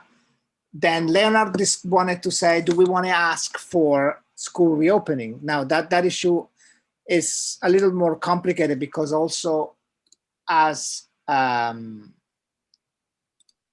also has an issue with the way DOE and the teacher union made decisions and agreed. So, but in that event, whether that's a decision that was made or not, we can always ask for whatever we feel is the right thing. So I would like to hear maybe from members here, how do they feel about that? What will be your opinion? It looks like Leonard will be in the opinion of that we will want to request that. And let's see what other people feels. Sherry. Yeah, you know, one way or the other, I don't know yet. You know, I know what some people from my district has started. Of course, we as parent leaders, everybody started talking to us yesterday when this came down. And so we know what some people anecdotal are saying, but I would like to hear from other, I would love to hear from the other districts what they're hearing and what they say. And I think it is something that we as CPAC can get from our members, our districts, our membership, and come back and say, craft what we could be crafting together. But I think it's an opportunity for us, because, okay, who is advising on the decision to when to open back, right? Everything coming out of the media is like 3% is such a low margin. We don't know. Yes, no, let's discuss it. But I would like us to be part of the discussion on if we can convince the chancellor and the UFT, maybe the percentage could be higher, you know, kind of thing. But I would really love us to discuss it, to hear everyone else's. That's right. That's right. Right. What is your input from your district, Sherry? So right now, a lot of my parents are upset. Because yes, it was closed and we have to pivot. It's very stressful for parents who are in blended learning, which in transparency, I am. My kid is in blended learning. My kid was very upset about school having to go back to 100% remote. I think the biggest issue that we have is we don't know when it's going to open back up. And that's what, so within my district, the 2 areas is we still had a lot of students without devices, and now we've gone to 100% remote. And so it's like, they've got to go remote and they still don't have devices. So it's like, what can we do to fix this? And how can we get it done expeditiously is what I've been hearing. So I have stressed out, pissed off, angry parents. Okay. What is besides devices, what is the condition of internet connectivity? Because I know that there are kids, like, of course, if you got the DOE iPads with the chip for internet connectivity, you get that. But I hear that there are also many families that maybe have devices, but those devices are unable to connect to the internet. So we don't have a specific breakdown, hasn't been shared with us on a district level. We just had a lot of kids without devices. Not that devices are not, you know, working or anything. They still didn't actually have a device, an iPad, a laptop or something to be able to do remote work on there. Okay. Great. Any other districts that have reports on the issue? At District 3, we have that still don't have it, but they have working with each of the schools to find out which students do not have it, especially those that's in temporary housing, that they've been working with them to make sure that they get them. And also we have the issues with them not having the internet access. So they've been working and going out to make sure that the students have them. So they've been, as a district, they've been keeping a data thing and a record of which students don't have it and which ones do, so that they can get the the equipment to them so they be able to do what they need to do. And that's as far as what District 3, that's what we're doing. By the way, I see that Adrian joined us. Sorry, I don't have I'm keeping the screen with the speaker big, and actually I don't see everybody because that's then what it shows up in YouTube. It works better for YouTube if they have the speaker as the large screen. But Adrian, maybe you want to, we had you for 11:30, but since we don't have the chancellor, maybe we can have you right now, and then we move back to what we were working on. Okay, thank you so much. Happy to be here today. I know all of us are sort of in the same, I have a feeling all of us are in the same place, that, yesterday was a very big announcement, and certainly everyone across DOE really has been mobilizing and working hard to ensure health and safety in our schools, and has been really focused on making sure that we could do blended learning and have a blended learning model that served our students. And so it's a little bit disappointing to know that the city's rate is climbing, similarly to the rest of the country. And so we're I think all in this space of a little disappointment on having to shift because of what's happening with the pandemic. But with that, I want to say a few things first before I dive into what I hope is helpful, which is, okay, well, now that everyone is in temporary remote learning, what can parents expect? Because I think that's an important conversation to have here. And I want to be able to go over at least what our expectations are for what's happening in remote learning now that everyone is experiencing it and all students are back in remote learning. But before I do that, I just wanted to say thank you to CPAC. I want to just highlight, I know I've been listening a little bit to the conversations that you're having and some of the issues that Cherie is raising and is interested in discussing as a group.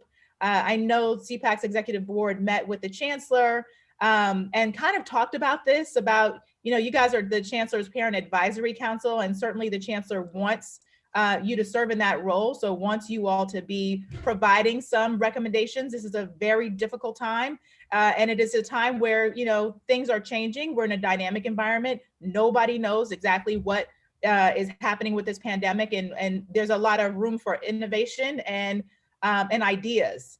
And so you guys are in a great position as leaders of communities across the city to really bring to the chancellor your ideas, communities' ideas about what we can do better and how to improve education for our children, especially now where things are totally different and there are a lot of issues. So I'm excited that you're having the conversation. I just wanted to support it and say, absolutely. I know the executive board talked about it and was excited about sort of moving in that direction and being able to, as a group, bring to the chancellor your recommendations, your ideas about what needs to happen in order to make sure that our children are learning.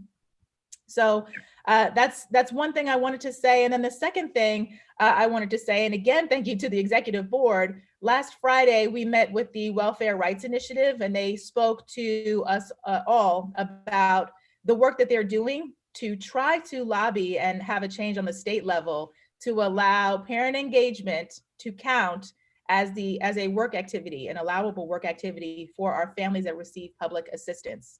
I think especially now that would be a huge win. Look, we know it's not just a pandemic and a health crisis, we have an economic crisis happening across our city. And so to the extent that for our families, our caregivers, our parents who are supporting our children at home, especially if they're supporting with remote learning, especially if they are coming to CPAC meetings and PAPTA meetings and participating in parent leadership, that's real work that should be recognized. And there's a way, at least there's a pathway to allowing that to be a recognized activity that parents can do to qualify and to be able to continue to receive their public assistance. So I know you guys are working on that. I know their ask, I think, of CPAC was to start to work to chart out what would that look like? What kinds of activities would CPAC recommend as being parent engagement activities, because obviously if this becomes a part of an administrative regulation, which it would be, there would need to be sort of a listing of what would qualify as parent engagement. But I think that would be a great win for our families. And so I'm excited to be doing that work with you and moving that forward. And with that, I know you guys probably have tons of questions, so I want to make sure there's room for that. But I also just want to share with you expectations as we move into full remote learning, which started today, because I think, at least for me, it's something that's important that parents know. So with that, is it possible for me to share my screen? It should be possible, yes. Okay, I'm going to try doing that now.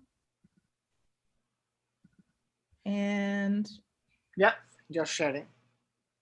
Okay. Some of you will recognize that you've seen this before because it is not new, but it is applicable now that we have transitioned to full remote learning. And so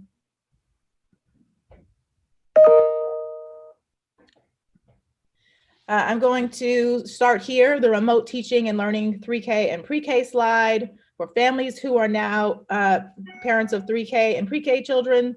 These are the remote expectations now that we're in remote learning.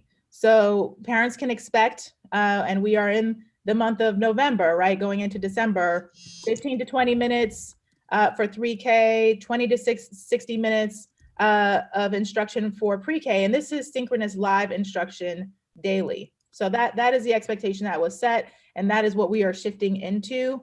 Below, just a reminder, some of the activities that are happening in these classroom settings are morning meetings, social emotional learning, story time, and other sort of special activities that get rotated in. But there is an expectation that now there be synchronous instruction for 3K and pre-K. Moving along to the next slide. I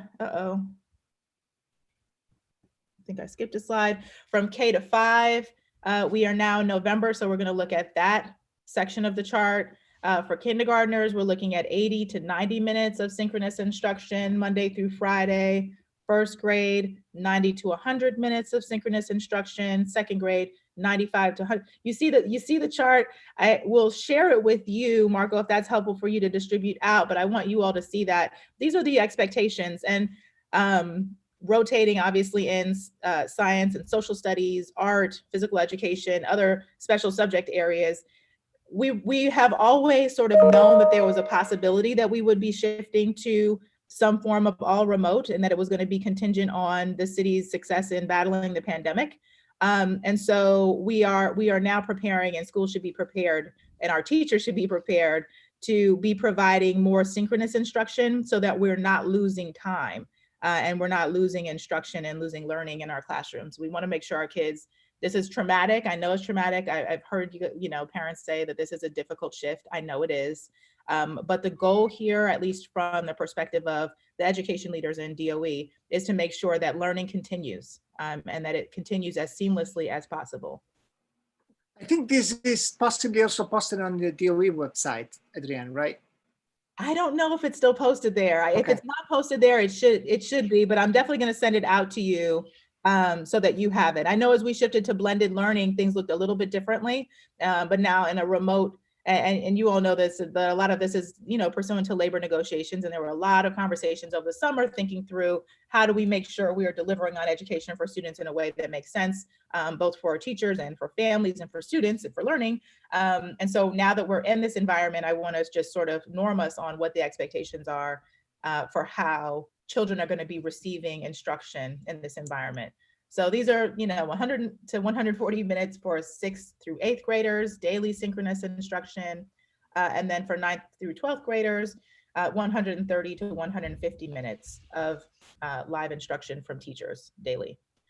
So I'm going to share it with you, like I said, but I thought it was important just to open up a dialogue with you all around, I know there's a lot of questions from families of like, now that we're in this shift again, what does it mean? And I think one of the promises and commitments that our chancellor made sort of at the end of the last school year and during planning was, we want to make sure if we ever end up in an environment where we're back to all remote, that we're doing it in a way that is better and that is centering students and student learning. And so this fall, there was a promise to do better with remote learning overall, but specifically as we shift to remote learning, that we have some standards that are in place about what families can expect from us. So with that, I've said a lot. I know there's always a lot of questions. So I thank you for the floor to be able to share that with you. And then I am open to any questions. Yeah, Celia, you are first in line. Good morning, Deputy Chancellor. It's come to my attention that apart from students, because with the sudden shutdown, students didn't necessarily have devices, that also applies to some of the paras and some of the staff. But there's a one-on-one parent in particular that does not have a device and cannot get on to work with the child assigned. So in a case like that, where should we forward that? Can you forward that? The first person to always go to for any staff member who needs something is to go to their supervisor. That's always the first place you go.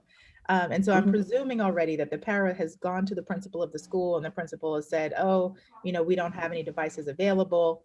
The next thing is sort of like there's this escalation pathway. If the school can't resolve the issue, then they go to the superintendent. If the superintendent can't resolve the issue, there's an executive superintendent. But I will say, because you're bringing it to me and I'm hearing it, send it to me and I will certainly follow up. We did a very big push, FACE did a push in the spring to make sure that parent coordinators across the city had the ability to request electronic devices, because we saw this as a potential gap and we wanted to make sure that we addressed it right away. So we actually were sort of the go-between in making sure that parent coordinators across the city had devices, and we were supportive in making sure they understood some of the platforms, and we've done a lot of training since March to support our parent coordinators on pretty much anything having to do with remote and tech. So with that, all that to say, send it to me. But in general, if this is like a chronic issue, it's always like supervisor first and then an escalation pathway up. All right. Thank you very much. Lourdes. Yes, hi, Ms. Austin. Thank you, Marco, for giving me the opportunity. In regards to the synchronous and what you just present to us, right? Is there a particular, from 3K all the way to high school, is there a particular curriculum that teachers should be following with this mandate on remote? That's a great question. The question is timely and it's great. And it's like, what is the digital curriculum? Is there a system-wide sort of digital curriculum? And the answer to that is no, there is not like one central digital curriculum. Different schools have different digital curriculum, but I will tell you that the chief academic officer and her team have been going school by school and evaluating and looking at the curriculum that schools are using to make sure that they have enough digital resources, that there's enough there to support the learning standards. They've been doing that work for the last couple of months. And so the goal is really to make sure that there is, that the digital curriculum that every school has is as strong as it can be. And if there are schools whose digital curriculum is stronger than others, I know her team is starting to sort of push in a little bit to be supportive and ensure that there's sharing of resources and, leveraging the fact that we have 1,600 schools, some of whom may have great digital curriculum and some who maybe could use some support, leveraging our sort of central perspective to be able to share and say, okay, here's some, great curriculum. Here's how we can bolster your curriculum using some of the materials that are available in other places. So that work has been happening. I think it would be great to have, I am not a content expert there, but Dr. Linda Chen is an amazing content expert around both what she's looking for with respect to digital curriculum and the work that team has done. And so I think your curriculum is great. Your question is great. The timing is great. And I know they're working on it. Thank you. Leonard. So I'll ask you the same question I was going to ask the chancellor. So understand that people in my district are very upset about the fact that we're now in blended learning.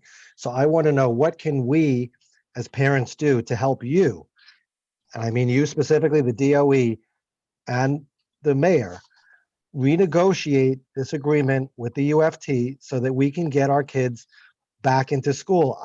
When it's upsetting to my parents and myself when you see people are eating in restaurants and people are going to gyms, but my son is playing video games because the remote learning model isn't really working as well as it should. And I feel really sad for the people in shelters that they're just staring at the wall right now and not getting any instruction. So what can we as parents do to help you?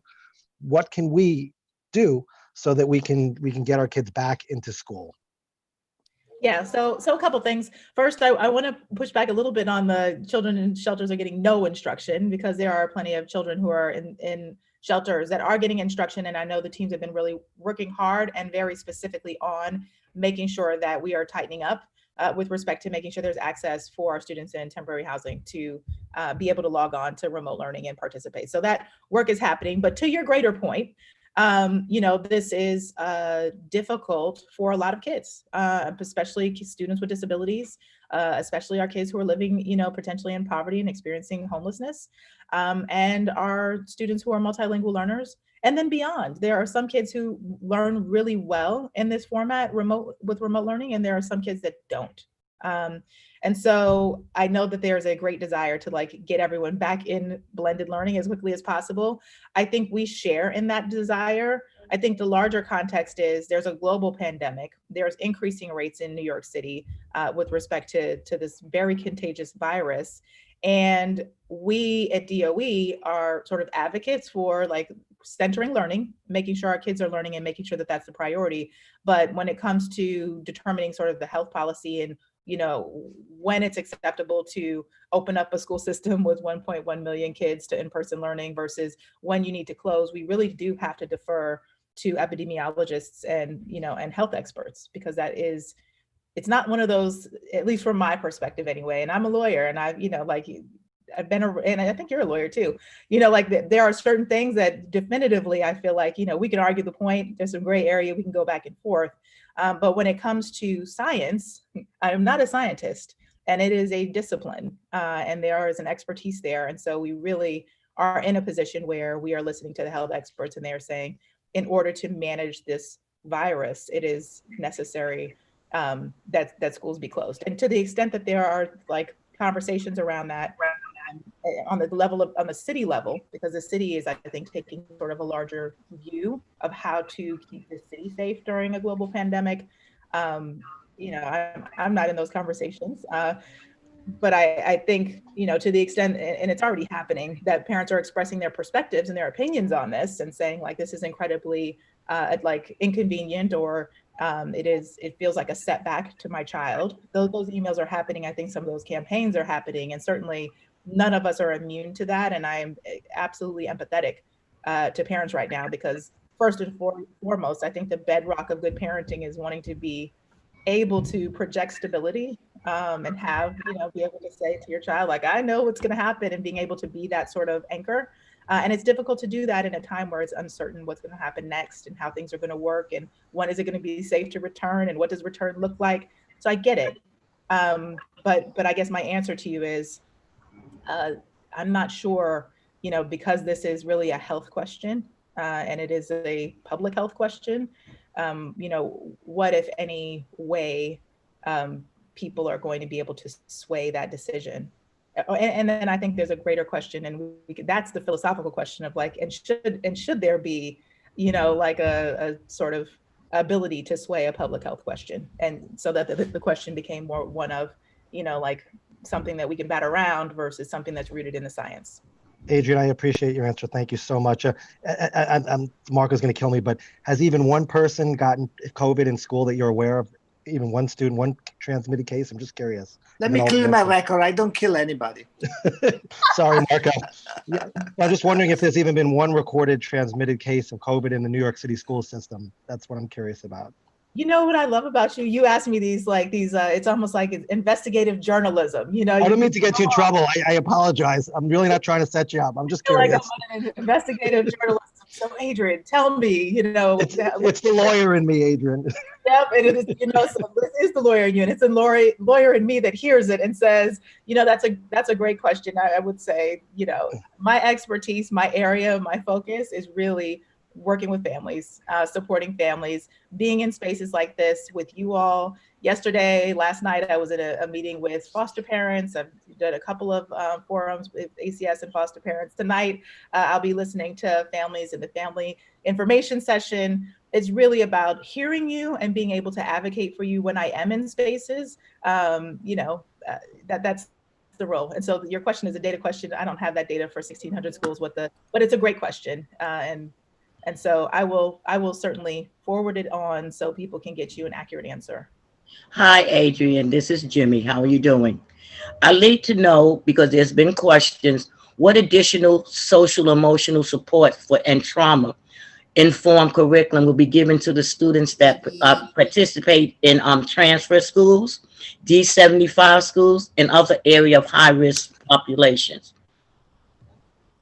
I'm sorry, I missed the first part of the question, Jimmy. What was Okay, what additional social or emotional supports and trauma information that you on curriculum will be given to the students that participate, those that are particularly in transfer schools, D75 schools, and areas of other high-risk population? What additional support would be given to them socially and emotionally? Very great question, Jimmy. I wish that our Deputy Chancellor Robinson was here because she is an expert in this topic and she would speak much more eloquently than I am about this. But what I can tell you is that in the very beginning of the year in September, there was she and her team put forth a really comprehensive curriculum map for teachers for the school year on how to infuse social emotional learning in academics so that it wasn't a standalone sort of, like, look, everybody, we're going to do this standalone activity that isn't part, that feels like it's disconnected from your academic learning. No, she wanted to make sure that it was infused and that teachers had both some training, some actual sort of strategic pedagogical skill training on how to infuse social and emotional learning into academics, but also a curriculum. Like it's a very comprehensive, and it has a name. It's like the social emotional learning, guide for and toolkit for. And I'm butchering the name of the guide that she put together, but it's very comprehensive with the idea that social emotional learning really has to be infused all the time in the school day, every day, in every subject matter. And that is what we've gone towards, as opposed to trying to sort of separate it out and do something different. And she's done a lot of work around that to increase capacity of teachers to be able to do that work. Your other question, or what I'm sort of reaching or inferring from that, is like, okay, in addition to the really intentional work that should be happening and that you all and that your students should be seeing with respect to social emotional day learning regularly, is a question around, like, making sure that teachers are asking the questions, and when they get that information, because they're infusing social emotional learning into their teacher practice, when they get that information where they now know their students and what's happening with their students. If the student is exhibiting anxiety, or if the student is exhibiting, something that's indicating to the teacher that the child is having an issue adjusting, or is maybe going through something emotionally, that the teacher can then sort of think through wraparound supports. And one of the things that also has happened under the leadership of our Deputy Chancellor, LaShawn Robinson, is that we have increased vastly the number of social workers in our schools and guidance counselors in our schools. And we have more relationships with Good Shepherd and other similar programs to make sure that there are social workers, skilled social workers in our schools, so that if a teacher is recognizing that, they can quickly sort of assemble a team of wraparound supports to support that individual child through whatever it is that's being manifested. So it's not that there's a specific program that's like, all D79 kids are going to now get this. It's more so teachers are equipped to have an individual understanding of where a child is emotionally, and then has access to the professionals that can support. And then they're also providing that support and that connection, and having that connection and relationship with the children. So I would invite you all to really bring our Deputy Chancellor Robinson in, because the work that she's done and her teams are doing is phenomenal. It's groundbreaking. It's interesting. And she can speak to her work at a depth that I just can't, because I'm not fully in her work. But I do know that there's been a lot has been done and is continuing to be done. And part of it, we have 150,000 employees in our system. Part of what our role is making sure that those folks who are responsible for, doing the work of supporting our kids have the knowledge, the learning, the support to be able to do that effectively. And I think her team has been really successful in pushing in and saying, like, this is our workforce. We need our workforce to understand like how to work in the best way with the most current up-to-date practices to be able to support our kids in a very holistic way. Also, another question: when will the NYCSA be updated for for District 75, because it has not been updated, and the information needs to be updated along with the IEP related services for parents to view. That's not updated. So when will that be updated? As well as students that have one-on-one, can the para be put in a breakout room with a student so they can help differentiate instructions? Or are they required to have the cameras on doing this? So that was a few questions in one. Thank you. Okay. When will the update information for students with IEPs, their parents, be able to see this information, because it has not been updated? The parents need to be able to view this information. Yes, so those conversations should be happening now. So if you're a parent of a student with disabilities, and now that we're transitioning to remote learning, fully remote learning, it's certainly time to initiate a conversation with your child's teachers around, what needs to change, what additional program adaptations may be needed in order to facilitate that transition.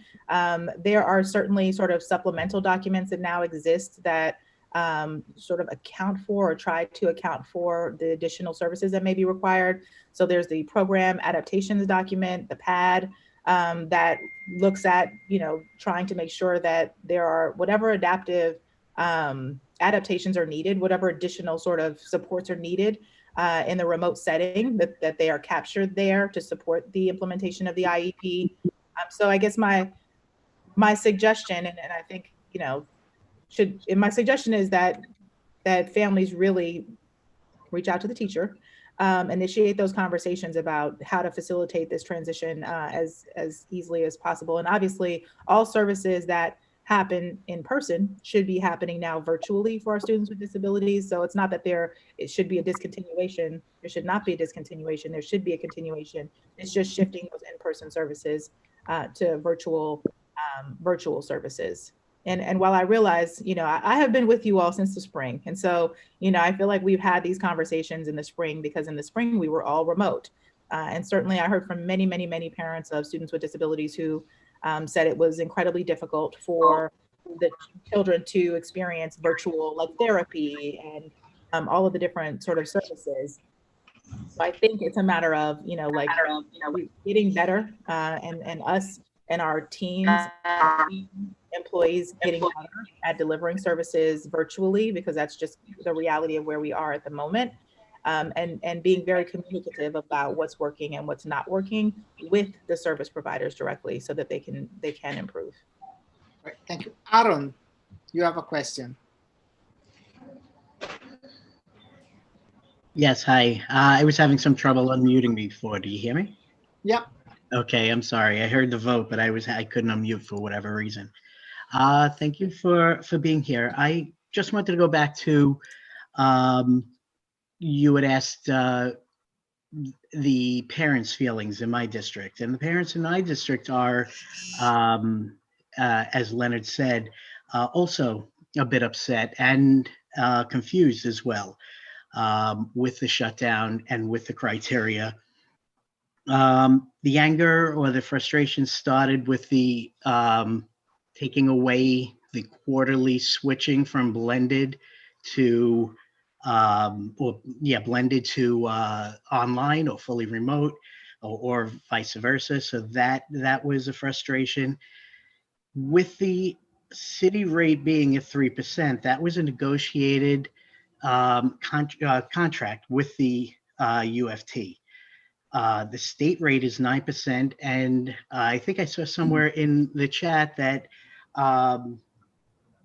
that the rate in schools are less than 1%. I saw that yesterday on the news as well, and that many people are saying that the rate should be higher.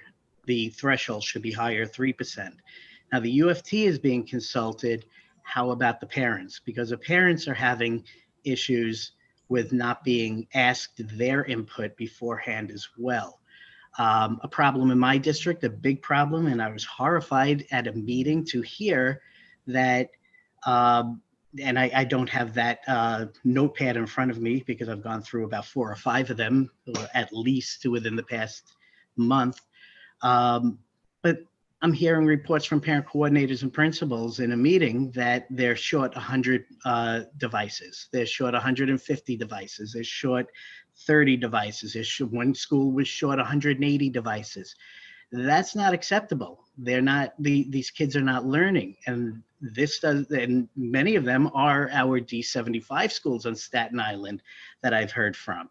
And that's a problem that I'm having. We shouldn't be at that point. I understand the manufacturer, the need and the demand and everything, but this has been since March, and I'm just feeling, hearing that numbers, I'm horrified hearing that about kids not getting and not having the devices.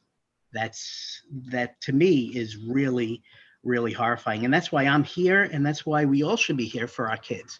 So where is the parent input in everything? That I would like to know.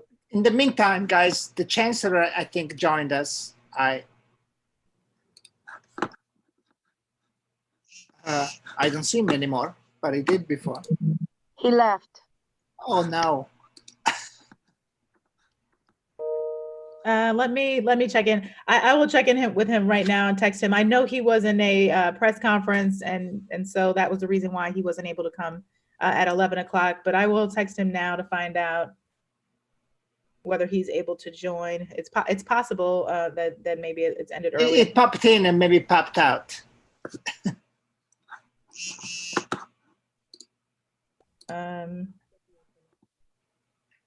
Okay, so with that, I've just sent him a text message, and if he's able to join, I'm sure that he will, which would be wonderful, because I know you'd rather hear from the chancellor, and that's, you guys are the Chancellor's Parent Advisory Group. But while I'm here, and since Aaron had a really great question. Hit some of the same notes as Leonard. I feel like I'm maybe on some sort of echo. Yeah, I think it's gone now. Okay, thank you. So Aaron, I know that this is a big issue in Staten Island. I know Staten Island was, parents in Staten Island were very staunch advocates of reopening to in-person learning. And certainly, and that was even before school started. We heard from parents in Staten Island who wanted to reopen schools. And so I appreciate that. I think your question about how do these decisions get made, and what role do parents have in sort of the question of when, I guess, of sort of collective bargaining? Yeah, is that is the question that you're raising? And I think it's a good question, but certainly, that's something that is traditionally done at very high levels in the agency and with the mayor in terms of the actual collective bargaining itself. But I think in terms of understanding the issues and understanding, having a full view going into those negotiations about what we should be advocating for, what we should be pushing for, what arguments we should be making, should be based on, not only what we're hearing on the ground from the experts that are in our school system, but also from you all, from our families, and what you are seeing as being in the best interest of our children. And I think we do that hopefully we're doing that through these conversations. I'm certainly elevating and formulating a lot of what I say based on what I'm hearing from meetings like this. I come to CPAC meetings, the chancellor comes to CPAC meetings. We hear from CECs. There have been probably close to a dozen town halls since September or August from the chancellor going into different districts, hearing directly from families. There's a monthly PEP meeting where, you all know some of those are now they've become 6-hour marathon meetings, but they are opportunities for parents to share with the chancellor, what the vision is, what's working, what's not working well, and what directionally needs to change.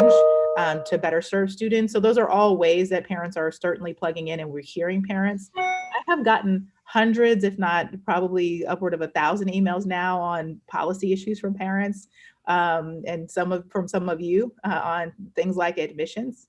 Thank you guys. But also on reopening, right, on campaigns. And the chancellor has gotten those emails, and the mayor gets those emails. And, we did an admissions tour in the spring, and we heard from parents. And so I just want to sort of, I want to share with you that we hear you. We hear you. It is not a lack of sort of knowing how parents think, and how parents feel about any range of topic varies tremendously from parent to parent, from district to district, across the city. And it's not an issue of, I don't think, people not understanding what the arguments are or not understanding what the issues are. I think, when it comes down to labor negotiations, it's like any labor negotiation, pretty much, and I'm looking at Leonard because you're on my screen, but also you're a lawyer, like any negotiation, it's who's in the room, right? And it's, like trying to come to a place where you can come to an agreement. And so, your point around like, well, what about, the parents and getting in on this sort of science question, right? Well, you know that the UFT has health experts, and so, and they have, and it's legitimate, they have a legitimate interest and an obligation to advocate on behalf of the safety of their employees. And that's the reason why they have health experts that were weighing in on this question, and why they had their own scientists. So I do want to go back to, like, this really is a health question.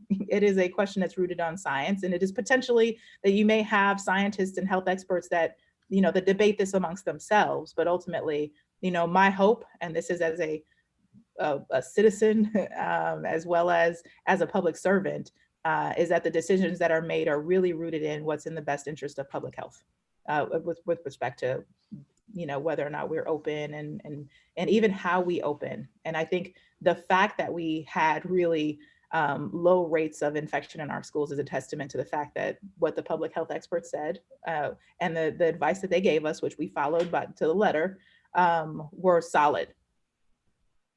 Okay. No, I just want to be clear. Staten Island wants to open. We want to open safely, and we do want to follow what the doctors and everyone says. I think it's more that the parents feel that they want more of a voice. They want to be. We know we're being heard, and we've had the town halls, but things have changed. They've moved the they've moved the goalposts, so to speak. Again, referring back to the quarterly switching of blended learning, going back to having live instruction if you're a blended learner, where you might not have the live instruction.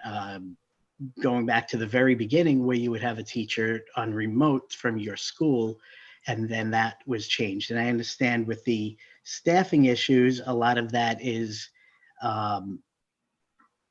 difficult, but the parents, they know they're being heard, but they want to know that they're being a part of it.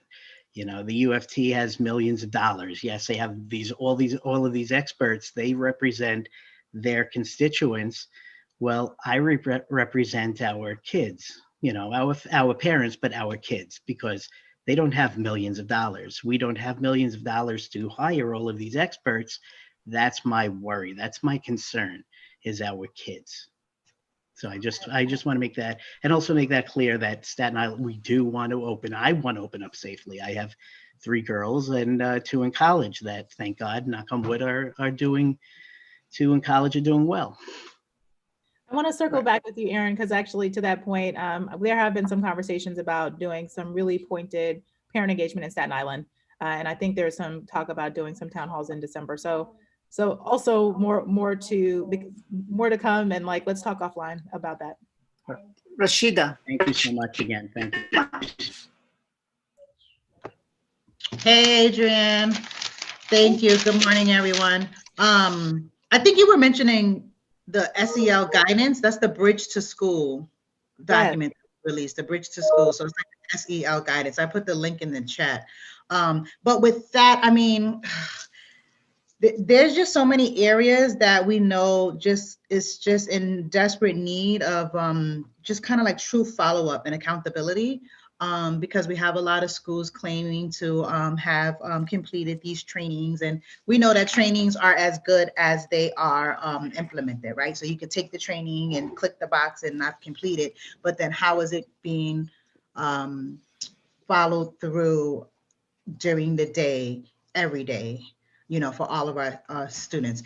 Anyway, sorry. But when I think about accountability and follow-up, I just think about SLT. I think Cherie mentioned it. And I just know that since I don't want to go too much into the school climate and wellness department, your face. So I'm just wondering if there's discussions around creating or just focusing on SLT, like kind of sort of task force to specifically follow up with schools on exactly what they're doing and how they're doing, how the operations are going, because it's just so much going on. We're all stretched, and I just know it's not easy.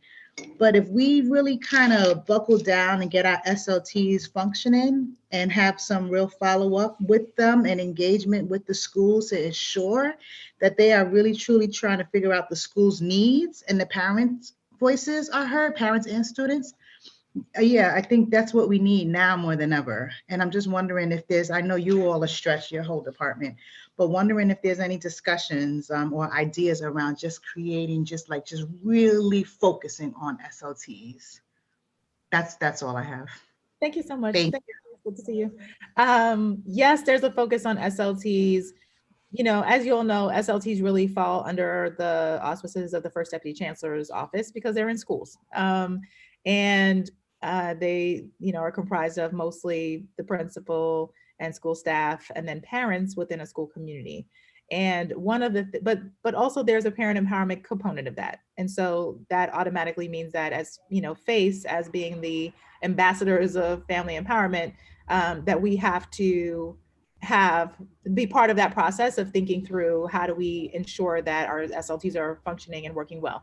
So one of the things that we've been doing, and I think, I know Sharon Renscher, who really is the architect and oversees this body of work for the First Deputy Chancellor's office. She's been working very closely, both with they've changed the titles. They were called CDILs at one point, and I think their titles have changed, but she's been working with those teams and a team in FACE to recreate, rethink, reimagine the training that happens with SLTs. And that work is almost complete. I think it'd be great to do a preview with some folks. CPAC, if you could identify, it looks like Rashida wants to be one of those people. If there's a group of people that we could just sort of bring in to take a look at the training so you guys can see, what it is, what it looks like, and how it comes across. But they are working literally on that now. And the training just to give you an idea of where the thinking is at the moment, they are creating a training video. And the video is going to have some technical components, which is really where FACE comes in. So, the balance and roles and responsibilities and some technical pieces of SLT. And then the First Deputy Chancellor's office is talking more about the sort of the meat of the role of the SLT. So the CEP and, the iPortal, all the more substantive things that SLTs do and the tools that they need to do that work. So that training is being built now. I would love to be able to do a preview or a screening of that with you guys just to get your feedback. I think that would be good. And it's literally timely because they're working on pulling that together. They worked on the deck and sort of organizing and creating a blueprint around it, but I think they're filming it this week. So I will loop in the folks on my team who are working on that to see if they can do a screening for you guys so that you guys can give some feedback before it completely goes live. And then Adrienne, of the 38 members that CPAC have, I think we have 38 that are interested. So okay, sounds like maybe a special meeting with CPAC. Everybody wants to see it. Okay, let me think about that because look, the idea behind a screening, as you guys know, just like the idea behind these meetings, look, I really value my time with CPAC. I value my time in communities, in part because it's important for us to be able to be vulnerable a little bit. So just be able to come to you all and show you here's our thinking so that you can give us authentic feedback and say oh, this doesn't work too well, but this is great.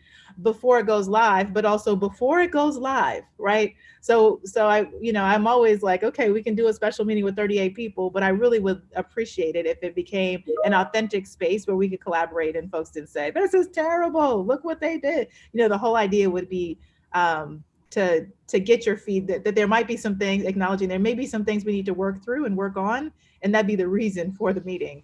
And we would expect some critical feedback, but for the purpose of making it stronger. And so I say, but with that, I think it's a good idea. I would love to be able to screen it with you guys and get some feedback on how to make it strong, because we want our SLTs to be strong. And then just in terms of rollout, the plan would be for SLTs at one of their upcoming meetings that would be the thing of the meeting, would be the training, and that everybody together on the SLT view the training together, and that the CDILs, which are now, their titles are different, and I apologize to the CDILs, no disrespect to them. I don't remember their new titles. It's a new acronym that's just as long. But they are gonna do follow-up like Q&A trainings, but more in like tailored, customized follow-ups with all of the SLTs across the city. Cecilia. Thank you, Marco. Hey, Adrian. You're such you have such a wonderful, like, nice, sweet aura about you, and then you come with these hard-hitting questions. So I'm taking it. So you're trembling. Sorry. I'm taking a deep breath, Cecilia, and hoping that you're not going to kill me with this question. But please, bring it. All right. So I have so many questions, but I know I have limited time, and I think we're all here for our children. So I'll focus on two, questions about them. Like, they are waiting. We're all stressed, but like, I feel that we adults are used to stressful situations, but our kids are going through so much stress, and they are not used to that. Like, I feel it's too much for children.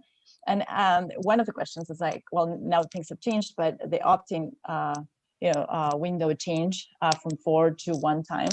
It's been really upsetting in our district, and kids were made a promise about that, and we always teach kids not to break their promises, right? So they're waiting for that. And also admissions, middle school and high school admissions are two issues that are very stressful for them. And we're talking about social emotional learning, and I think that's super important. But if they are so stressed because of these issues, then we have to do so much more, right? And some things that will work great in a normal under normal circumstances are pointless because we're causing them so much stress. So I was looking to see if you had any answers on those two issues.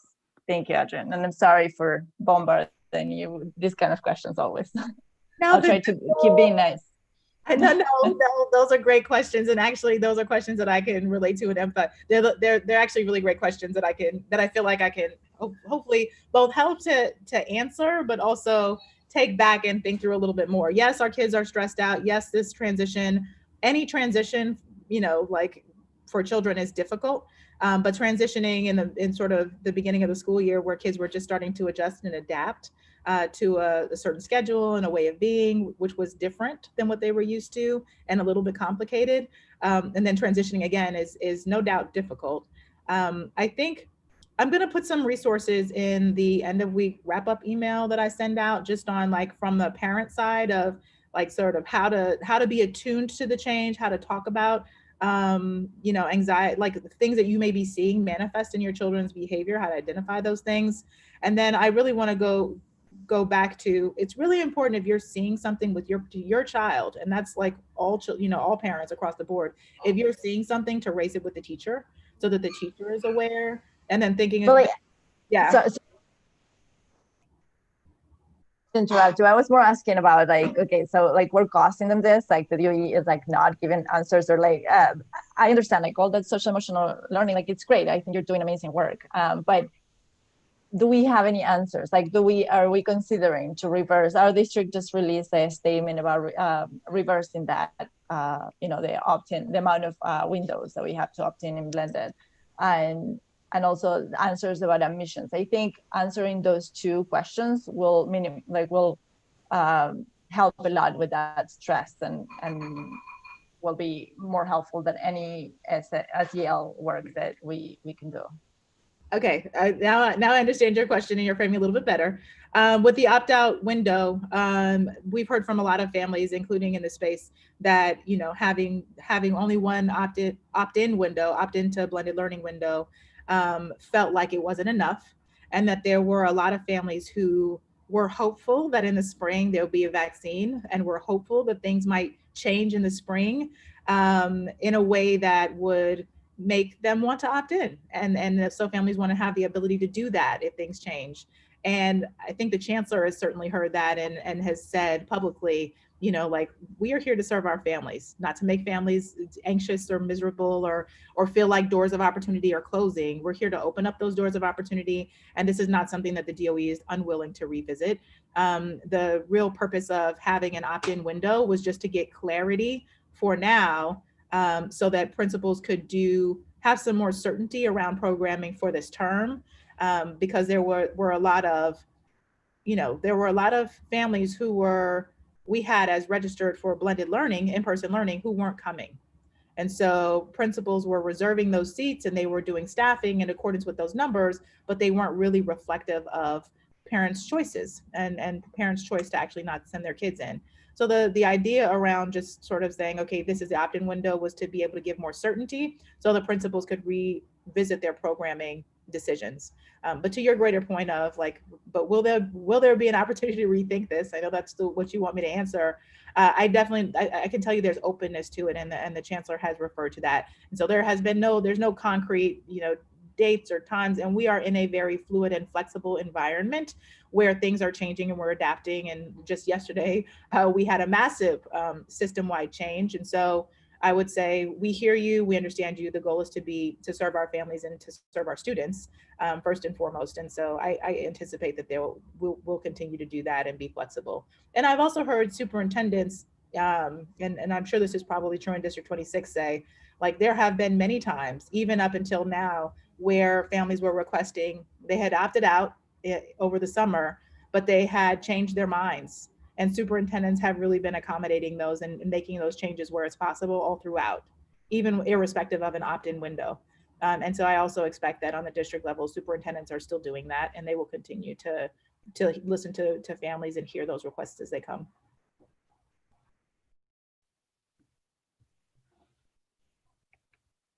Thank you. Sorry, I muted myself and forgot to mute. Jackie, you're next. Forgot my hand was up. Hi, Adrian. How are you? Hi, Dr. Cody. I'm good. How are you? Good. Thank God. Actually, I don't have any questions on behalf of our council. We don't have questions for you. My hand went up before Marie and Randy stated that they would be looking at chat. So I did put some questions from YouTube in the chat. I don't know if Marco or Marie, they would want to read them, and it's I'll resend it. Okay. And I just want to yes, you didn't answer. I asked the questions and Adrian already responded. You spoke, you're coming, bro. You're breaking up. I responded.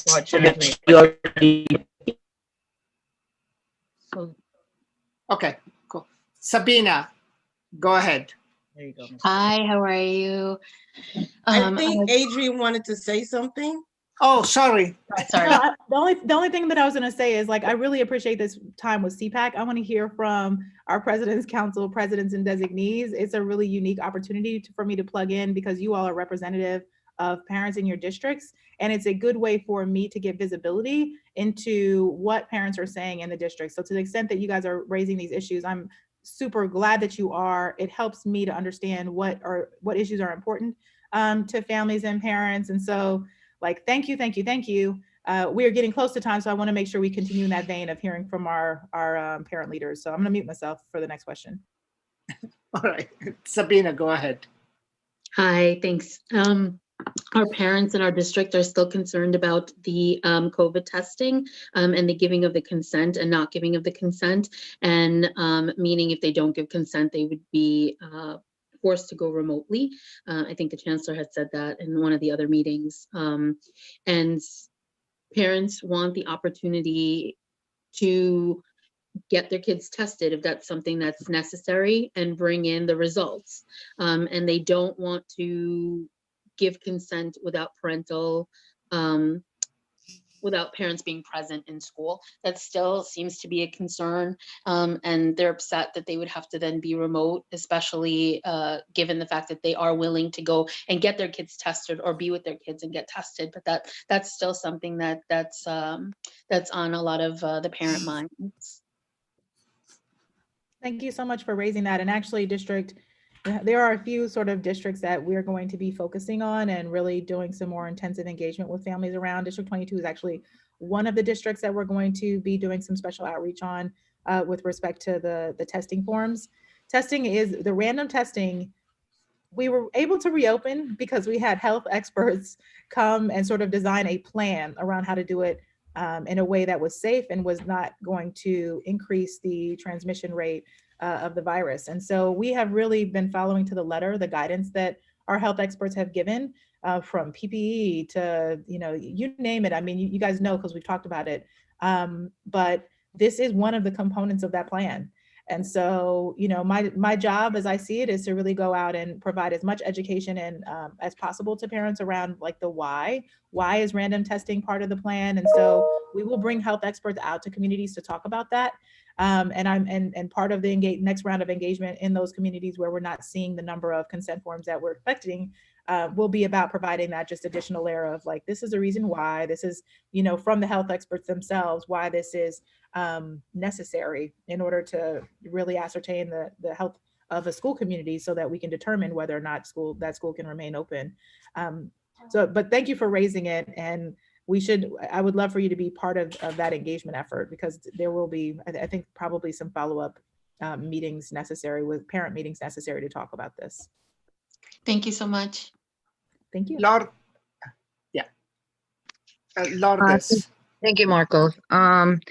While we're talking about health, one of the questions that was asked at one of our check-ins by Celia in regards to one of our districts, and I would like to hear a response on that. Parents whose children's are missing vaccinations. They have been told by the schools that they cannot even be accepted remotely. What are we doing in regards to that? Why is it that the students we're looking for good attendance, right? If we cannot allow the students to attend at least remotely until the results are sent to the schools, what are we doing about that? What's the answer to the question that Celia had raised in one of our check-ins in regards to vaccinations?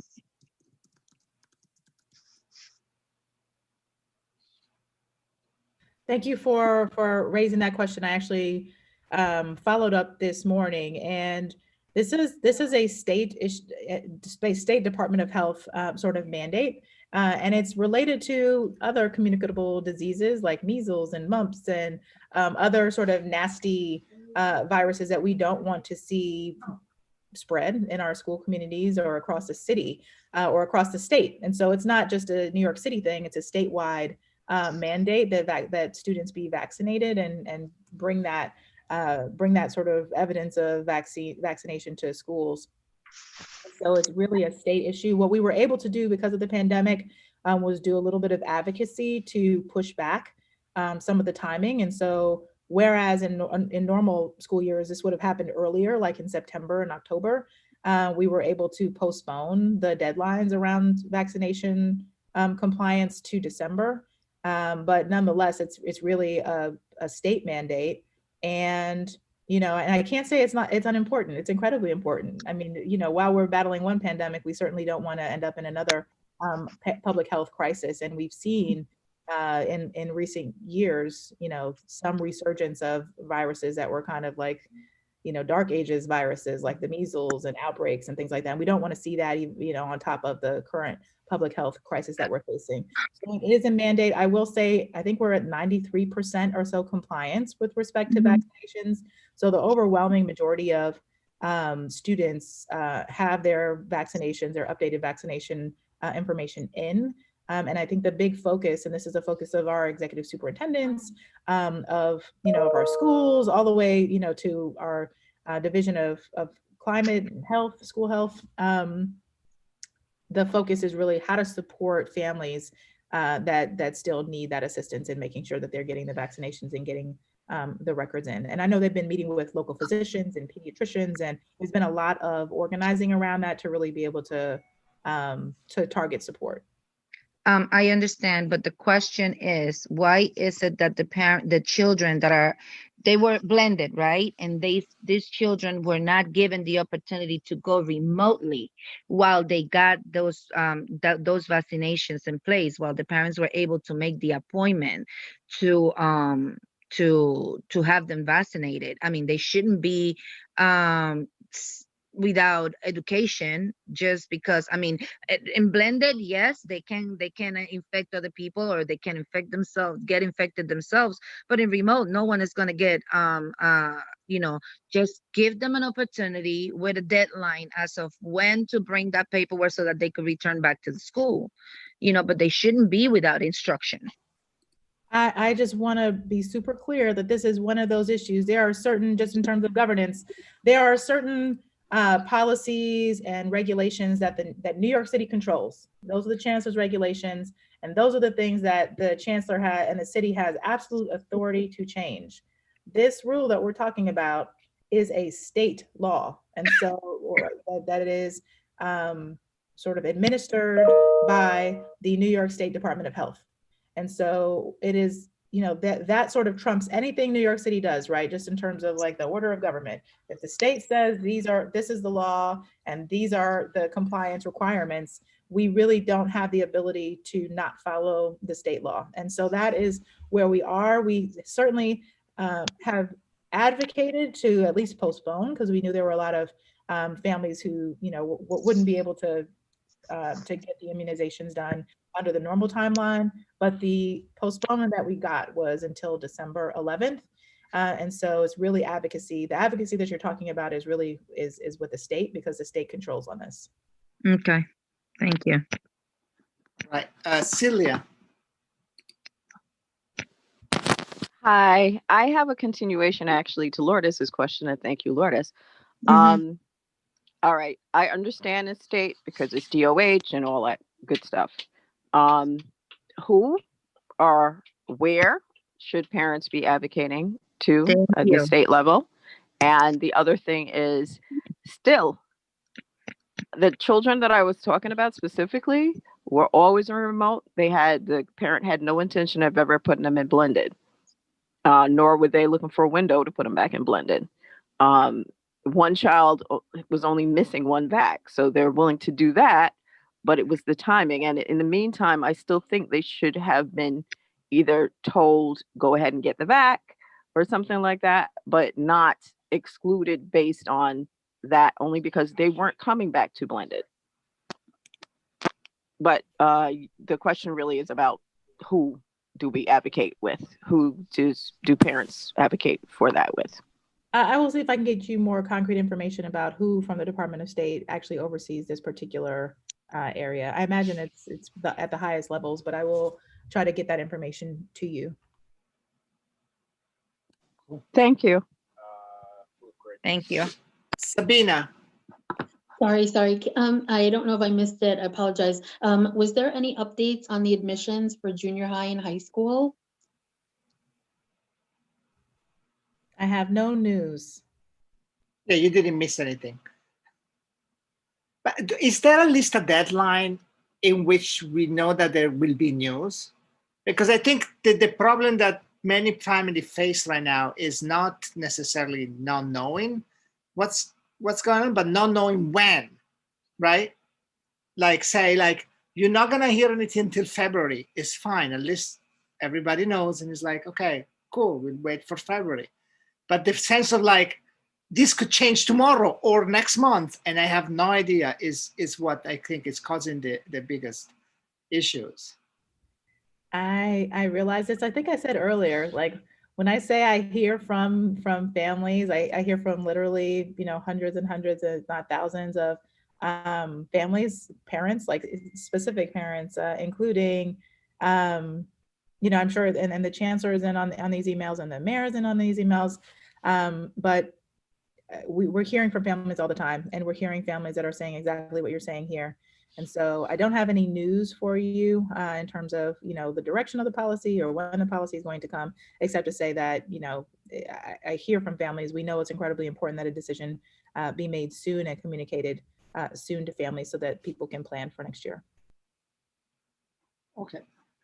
Rashida?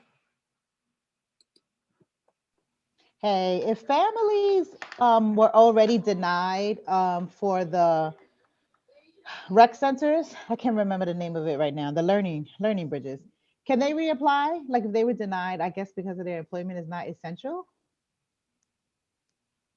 I don't know. That's not really your field. It's a really great question. I will escalate that one. I don't see a reason why a parent or a guardian couldn't reapply. But I guess my deeper question would be like, what was the reason for, what would be the changing factor that would make the decision different the second time around? And without understanding like why the person was denied, it'd be hard to say that the outcome would be different, even if they applied a second time. But if you escalate the particular person, I can do some very targeted follow-up. Like if you have a parent who is in that situation, I can do some very case-specific follow-up so that that person can understand both why they were denied and then what needs to change for them to make sure their child has a seat. But they are not refused. Okay. But they can apply. You're just saying possibly if they reapply, it's not gonna change their outcome, but they can reapply anyway, right? Yes. Also, oh, go ahead. I'm answering. Yeah. No, good. No, that's good. As long as we have the answers, anybody who has the answer can give it.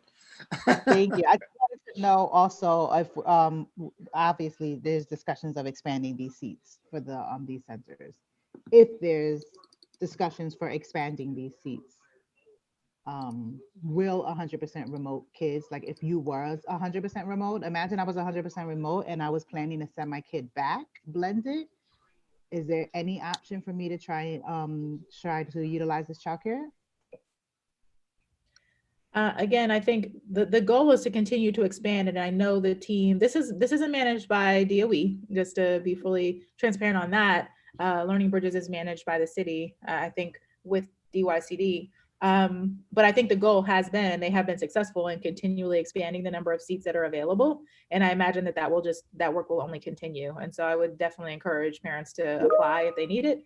And then for folks who applied and maybe weren't able to get a seat, because they're continually adding seats, they should definitely reapply, but also send something to me because I can just get some background and some, to do some digging to see what exactly the person needs to do.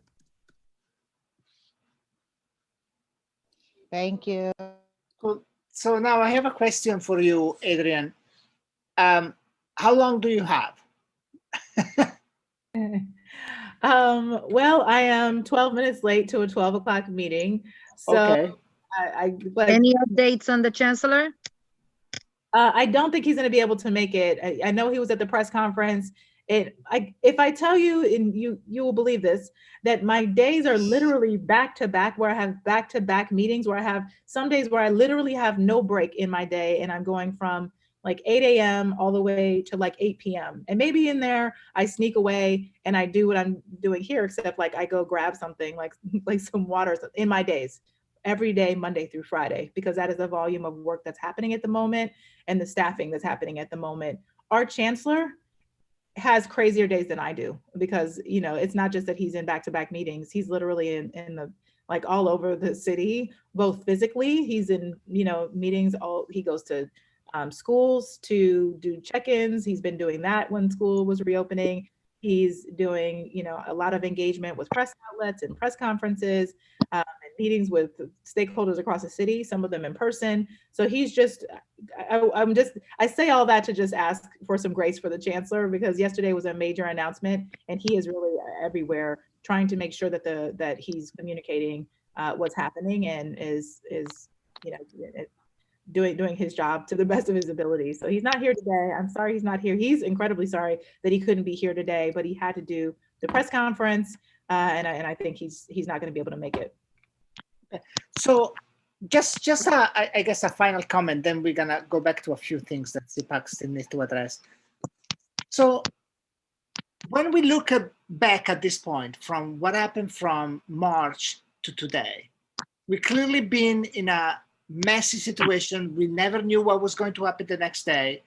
But I feel that because of the emergency, possibly because of the situation you are describing, you're in, and the chancellor is in, like in a meeting 15 to 15 hours a day, something got missed, which is the feedback, right? Because I think the biggest challenge that families are having right now is not dealing with the pandemic itself, which of course is an unknown, but dealing with, we don't have answers, or the answers that we got were not final, and everything seems to be uncertain. So, for example, there were feedbacks at the beginning, like in March or maybe April, or later, whenever we were talking about opening schools in September, to limit the opening to students that really need it for their education, and the family that really need it for their family situation, so that the parents needed to be at work and couldn't. And it would have possibly helped significantly to do it that way, and let everybody say, like, you cannot go back because there is just not a chance for that, rather than having this back and forth. Or in any event, create a situation where the feeling that voices are heard is coming, and where whenever a decision cannot be made, there is always a deadline of, like, the decision is postponed till this date. And at that date, we'll let you know whether we are ready to make a decision or not. This is just because you want to be able to know there is an issue. I wanted to know, okay, I archive it till that date, right? For example, with the emission issue, or with other things, just tell me, we're not going to be able to discuss it till January 15th, right? Some people might feel like, oh, that's too late. I wanted to know early, but at least it's set, right? I know, and maybe on 15 you say, sorry, situation changed and we need to postpone it again. But it gives a closure, at least temporarily. So it would be great if, like, you come out and say, like, admission at the earliest will be discussed on, I don't know, and now I said January 15, just a random date. I'm not suggesting that you choose that date, but so that it's like, okay, fine, then we know, we organize, we do anything we need to do.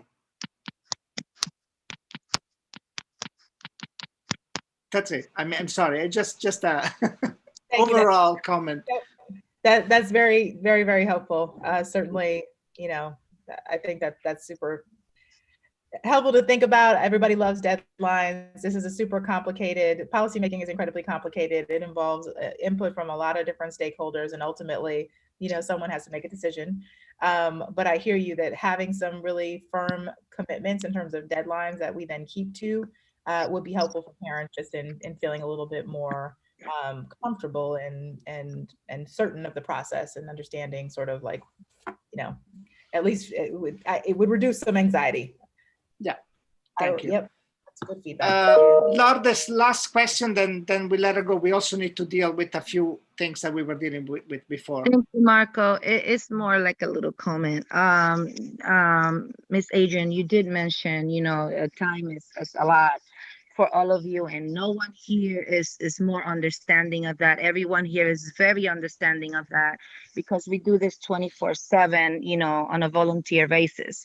We take time out of our families to join the DOE staff at a moment's time and be with you guys at every time.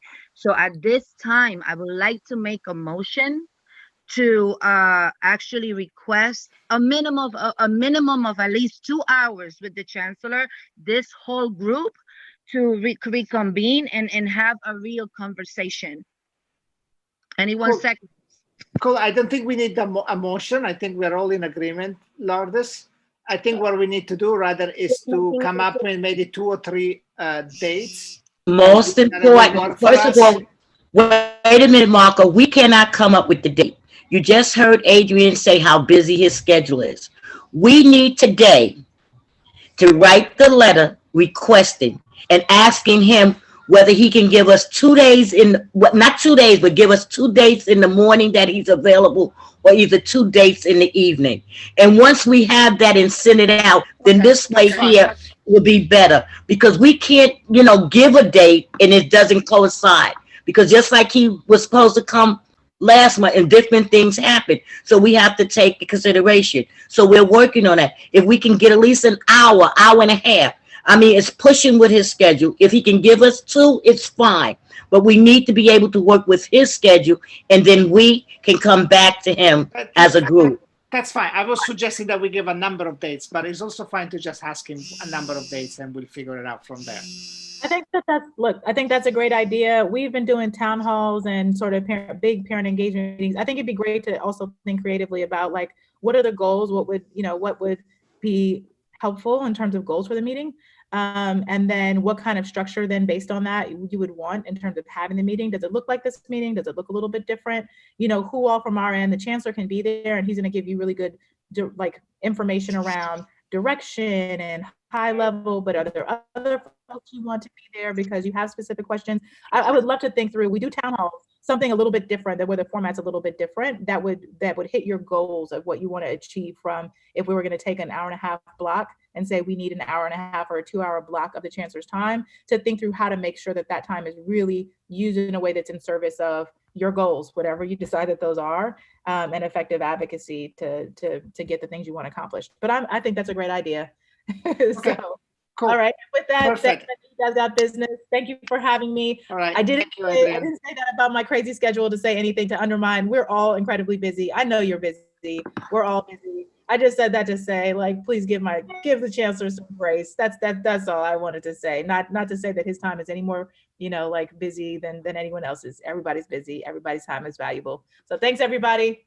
All right. Thank you. I see you at the information session later.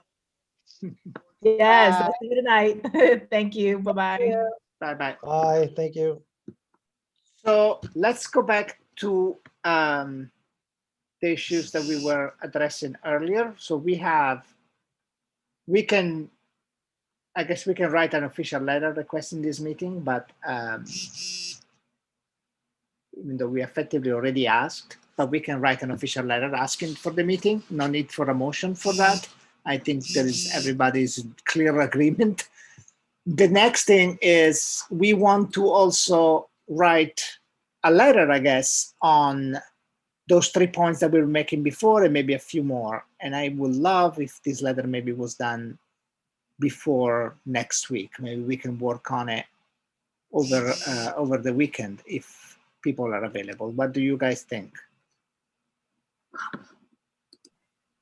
Marco, may I suggest I feel like we were the time when we were very effective. Sorry, I don't have any homework. My kids are not. We did a lot of it online, right, with the Google Doc. Yeah, totally. And so I would suggest to give us like a couple of days, 3 days maybe, and then everyone who wants to participate should participate there. And then when we come, we're all familiar with, just to minimize the time. No, of course. Yeah, that's definitely the way we will do it. But we could then meet maybe Sunday at some point or Monday if we don't want to do a Sunday and finalize it together. Yeah, Monday sounds good. It's fine with me. Other people, feelings? No need to just, if you're just saying how you feel about these things, don't raise your hand. Good with that. Monday's fine. Yeah, absolutely not a Sunday. But I was just going to throw out there, I don't know what people feel about maybe even Saturday morning, or Monday's fine with me also. I think we wanted, so we're going to create a Google Doc shared among the CPAC voting members to start drafting what we want to discuss. And then we're going to meet to finalize it. That's the idea, Jackie, since you have now been part of these working meetings that we had over the year. Right. I'm sorry. So we're going to be working. So we're going to be working at whatever time we want or we have time to, from now effectively till Monday, and then on Monday I'm gonna share Marco. with few times on Mondays that might work, and we'll see which time works for most people. Like, Timmy, thank go you. ahead.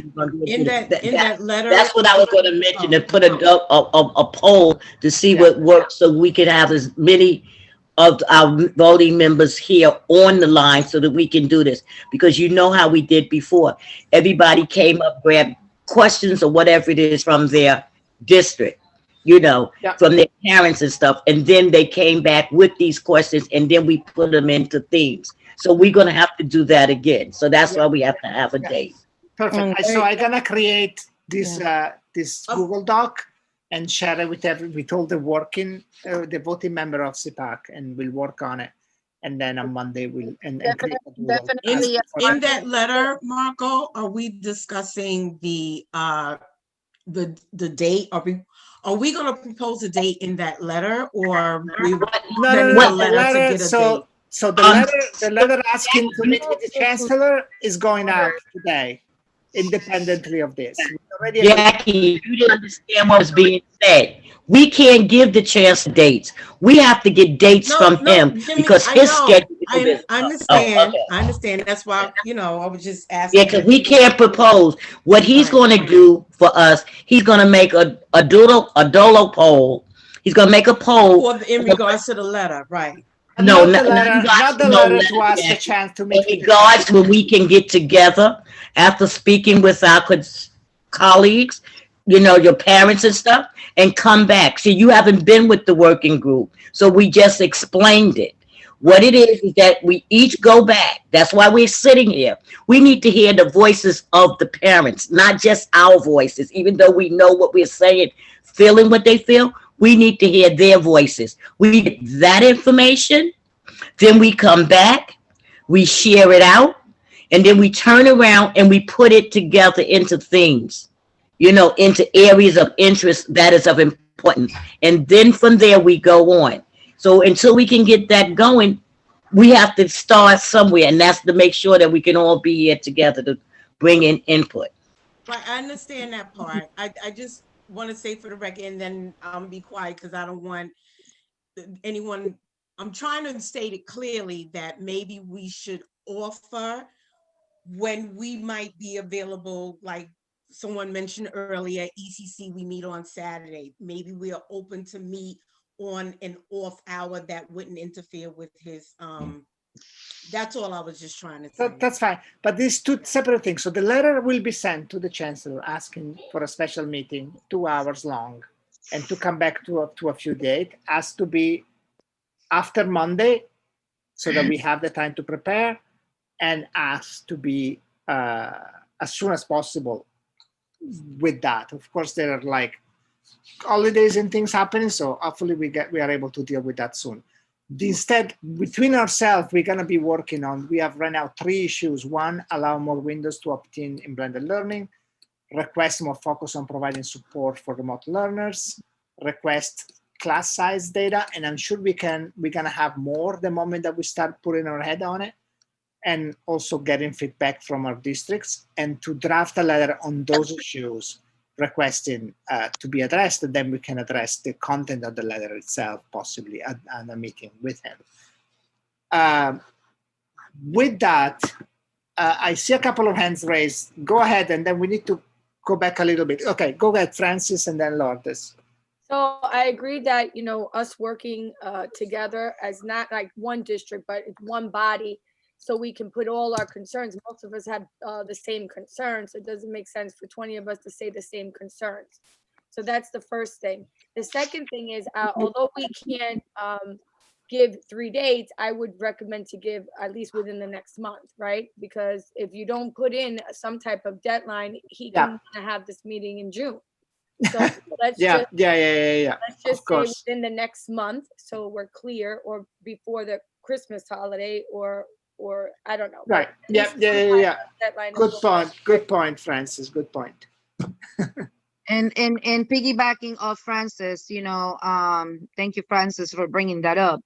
with the clear understanding that we are running the meeting and not Faith in any way. And that we will do like we did before, where we assign people to ask the questions and so on and so forth, and give him but so much time to speak and address, because otherwise he will take an hour speaking and then leave us with just half an hour to ask our questions. Great, cool, fantastic. So we are set with this issue. We have just a little bit of house cleaning to do before we can close this meeting. One, don't forget our December meeting, which will be on December 17th. We have elections, right? CPAC elections. CPAC needs your certification form from the President Council to be able to allow you to participate. If you haven't sent it to CPAC, do it. I mean, of course, we coordinate with FACE to get those, but just to be sure, it's better if you also make sure we get it so that everybody is clear. I'm gonna create a list of all meetings participation so that before the meeting itself, we're gonna have we're not gonna have issues with like people that were in the meeting or were not in the meeting. We can address this ahead of time. Any other business related CPAC issue that we need to address? I don't think so, but maybe I'm missing something. Okay, I don't hear anything else. Yeah, I'm sorry. When is the elections again for CPAC? The 17th.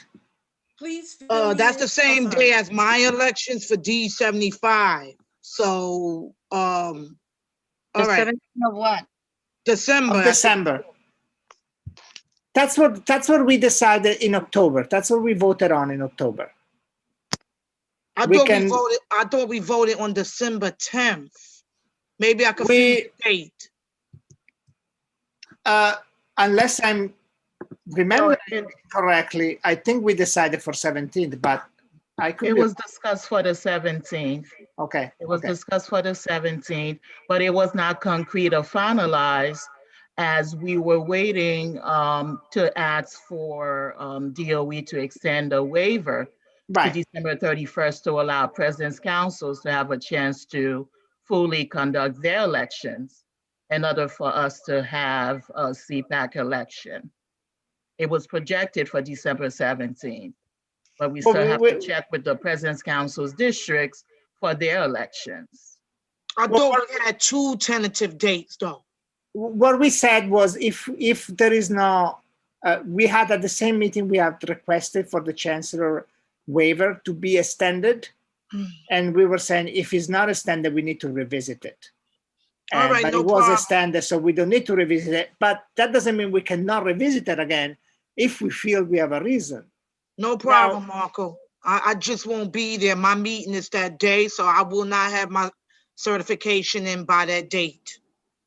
Well, okay, but then maybe we want to rediscuss it. I mean, is that a situation in which many districts are? Right now, by the way. But you should have most of the other districts before then, but I just won't be there. Well, okay, let's see if we have most of the other districts. So let's not, because we are completely in time to decide for a different date.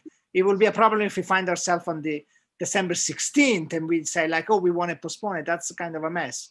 But if we want to right now discuss a different date, we are still in time to say, no, we want to move it to a different date. Marco, I think everybody has to set date already, so I'm not going to do that on behalf of everyone. Well, okay, but let's see, Andrea. So you're saying it will work for you if it was a different date. Let Aaron go. Aaron wants to speak. Go ahead, Aaron. Yeah, I just want to let you know, Marco, we have over 70 schools, 77 schools or something in Staten Island, and we haven't scheduled anything yet because we're still working on our elections.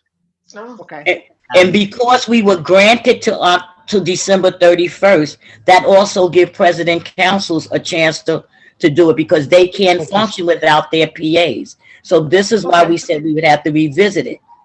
Well, we said we had to revisit extension, yes. If we didn't get the extension, but that doesn't mean we cannot revisit it. Looks to me there are at least 3 people here that are interested to revisit it. And I see Rashida, which was not counted in the 3, saying yes, yes, yes. So I second that. Looks like you are also, Yeah. you're also interested in revisiting that, Rashida. Okay, so I also see Leonard with his hand raised. Yeah, we haven't had our President's Council meeting scheduled for December. We'll try to do it by that date, but we're just trying to get, because we're still owed a lot of certifications. Okay, so let's do one step back. So let's move one step back. So I would like to say, as of now, I know of 5 President Council that have had their elections. 5. Right. Of 4 of them, we have actually even the certification. D3, which is Jimmy, we don't have it yet, but we know she can get it within the time. So let's say that we have 5 certified President Council today. I don't know if any other President Council have had their election at this point. Which other 5? Oh, sorry, is 1, 3, 25, 32, and Manhattan High School. And 22. Oh, great. Okay, I didn't And have we it. sent the certification. Have your check, remember Marco sent a spreadsheet. We did too. You did too. Okay. So, Sabina, I didn't see the certification. Maybe I missed it in the email, but good. So 22 also got it. And you're saying 26 also, Cecilia. Please send the certification to me. 21 had ours too. 21 hit. 21. Okay, great. So we are actually 8 council that had their election. Any other council that had their election? We need to have whoever else we have, or the additional 4, we need their certification. Yeah, okay. But let's just see, like, who else, anybody else had their elections? No. Does anyone?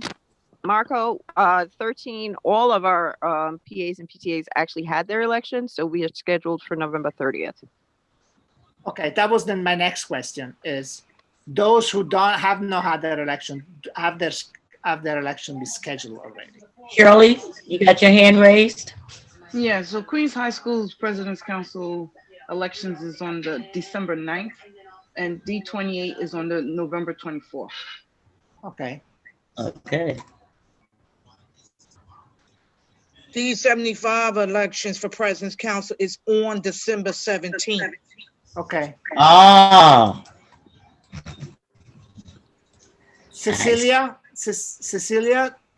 Brooklyn High Schools, when is that happening? The plan is tonight. Oh, wow. Okay. And Rashida, D4? We have 10 schools left in D4 to do their PA, PTA elections. So we don't have a date for President's Council. I would imagine it would be in December, obviously, because our President's Council meeting is tomorrow. We were scheduled to do President's Council elections tomorrow, but we cannot, since Okay. all of our schools didn't complete. So our President's Council elections should be in December. And I say should because hopefully those 10 elections go smooth and everything. Yeah. But so what I'm hearing potentially is that you guys like, who's the feedback? Amy got a mute. I guess we're fine now. I guess. Or maybe not.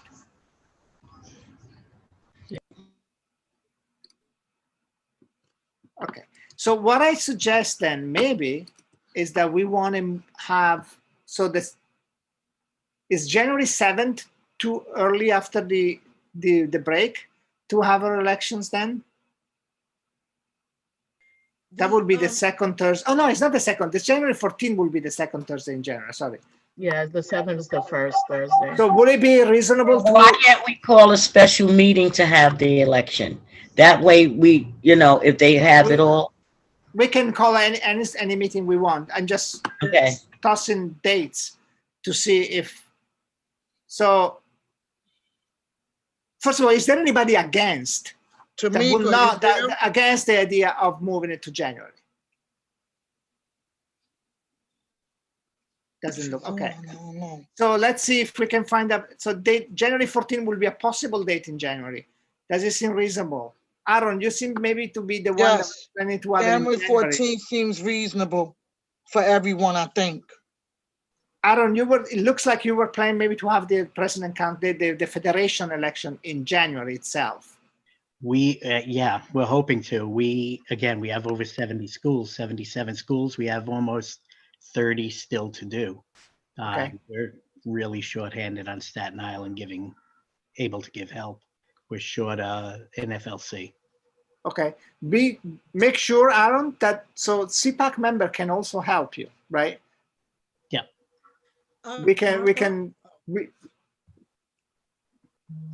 Jackie, say.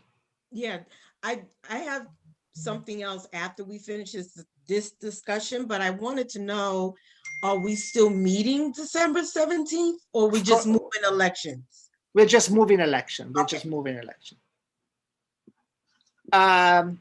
So is there a motion that we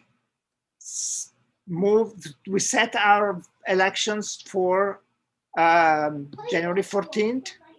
Motion to move elections to January 14th. Second by District 2. Great. Let me call. Your night? Excuse me? Would that be the 10 o'clock meeting, 9:30 meeting still? Yes, yes. So I'm gonna go by roll call. I'm gonna abstain because I'm fine either way, but I'm happy if you want to. Leonard, District 2? Yes. District 2 votes yes. Jimmy? Yes. Rashida? Yes. Jacqueline? Yes. I don't think we have District 6 or 7. Lourdes? Yes. Doleta? Maybe she had to go. Okay. Miriam? She had to leave. Okay. 12, I don't think we have anybody here. Celia? Yes. District 14, we had somebody before, but I think they had to go. Okay, so I'm gonna jump to 21. If I'm jumping too far, let me know that I missed you. Randy? Yes. Sabina? Yes. 23, I don't think she's here. Mati? District 24? Or maybe she has to go. She had to go as well. Francis? Yes. 25. Cecilia, 26. Yes. Cool. Maribel, 27. I think Maribel also had to go. Jessica, 28. Yes. Cherie, District 29. Yes. I don't think we have anybody for 30 and 31 here. Jazzy, 32. Yes. Andrea, 75. Yes, Marco, yes. Cool. Cecilia, Brooklyn High School. Yes. We don't have anyone for the Bronx High Schools. Jackie, Manhattan Yes. High School. Yes. Sherry, Queens High School. Yes. And Aaron, by the way, were you in favor of the passing the you said you couldn't mute yourself earlier when we were trying to vote for the bylaws? Yes, I was on a different device. I was having some trouble. Okay, And- but you were in favor of it, right? Yes. Yes, and you are in favor of setting the election for the January 14th. I was actually going to abstain only because we are doing the best we can to get our elections done. Okay, that's fine. Great. Thank you, Aaron. And ask for help. If we can help, we'll be happy to help you. Yes, absolutely. We have a bunch scheduled this week, today and But tomorrow. Aaron, we're asking for the CPAC elections to be pushed back. Yeah, he understand that. He Okay. got that. Right, you understood what we were voting for, right? Yes, definitely to be pushed Yeah, back. yeah, I just yeah. wanted to Good. abstain on the date because I don't want to commit on the date. Okay, Definitely to be pushed okay, okay.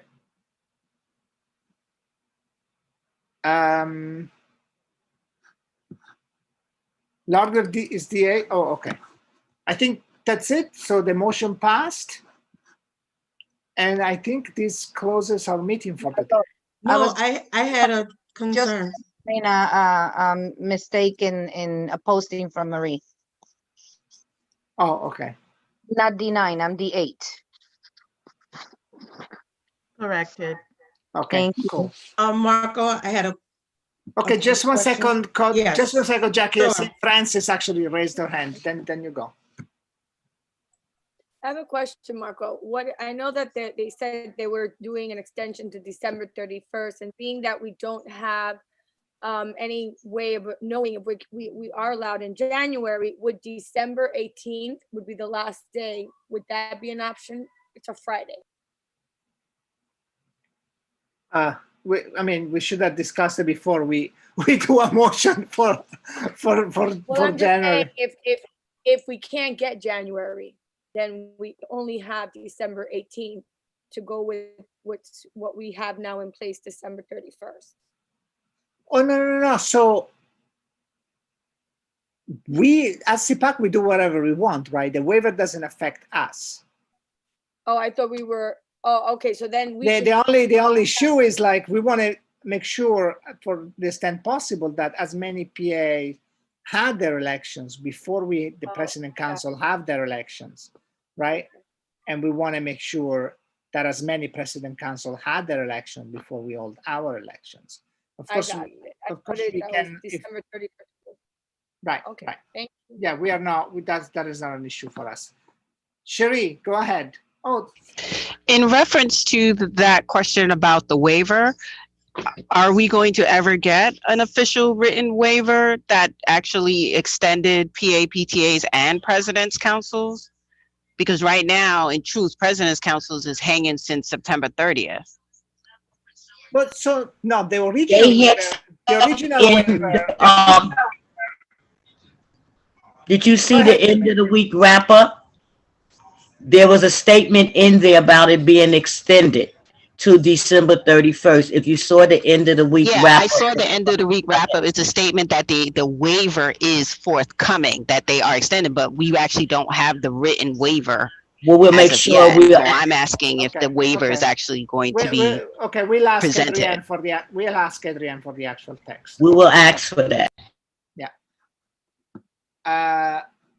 So, Jackie, go ahead. Yes, I just wanted to remind you earlier, I had raised the, I'm sorry, phone is ringing, raised the request for the leadership, I'm sorry. I'm so sorry. The Legislative Committee and Capacity Building Committee, they are both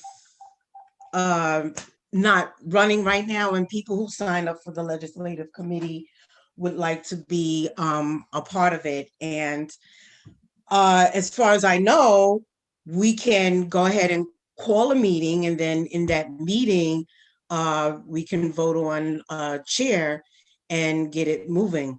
And I'm a voting member, and I am volunteering to revive the committee. So Jackie, the way it works is that the executive board will call for a meeting if there is in fact a desire for it, and then the committee itself will vote for somebody to chair it.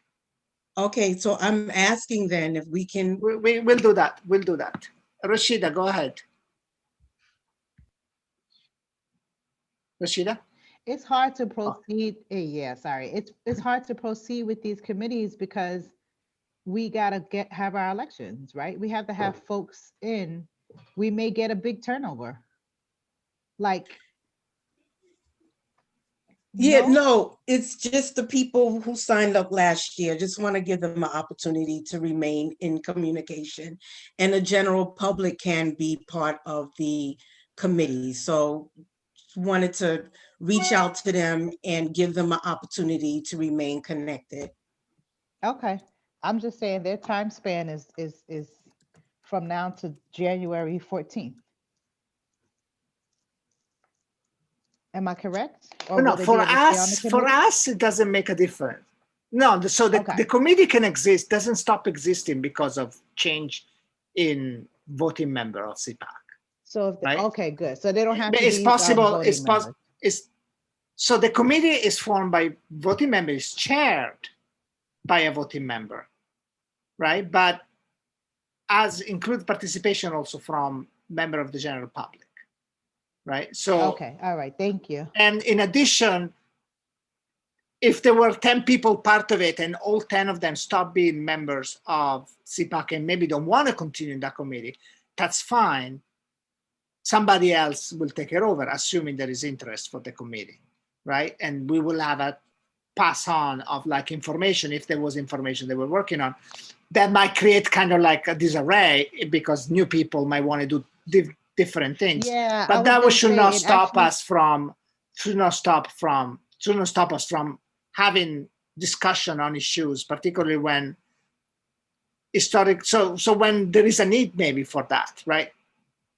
And yes, ideally there is continuity. I don't know.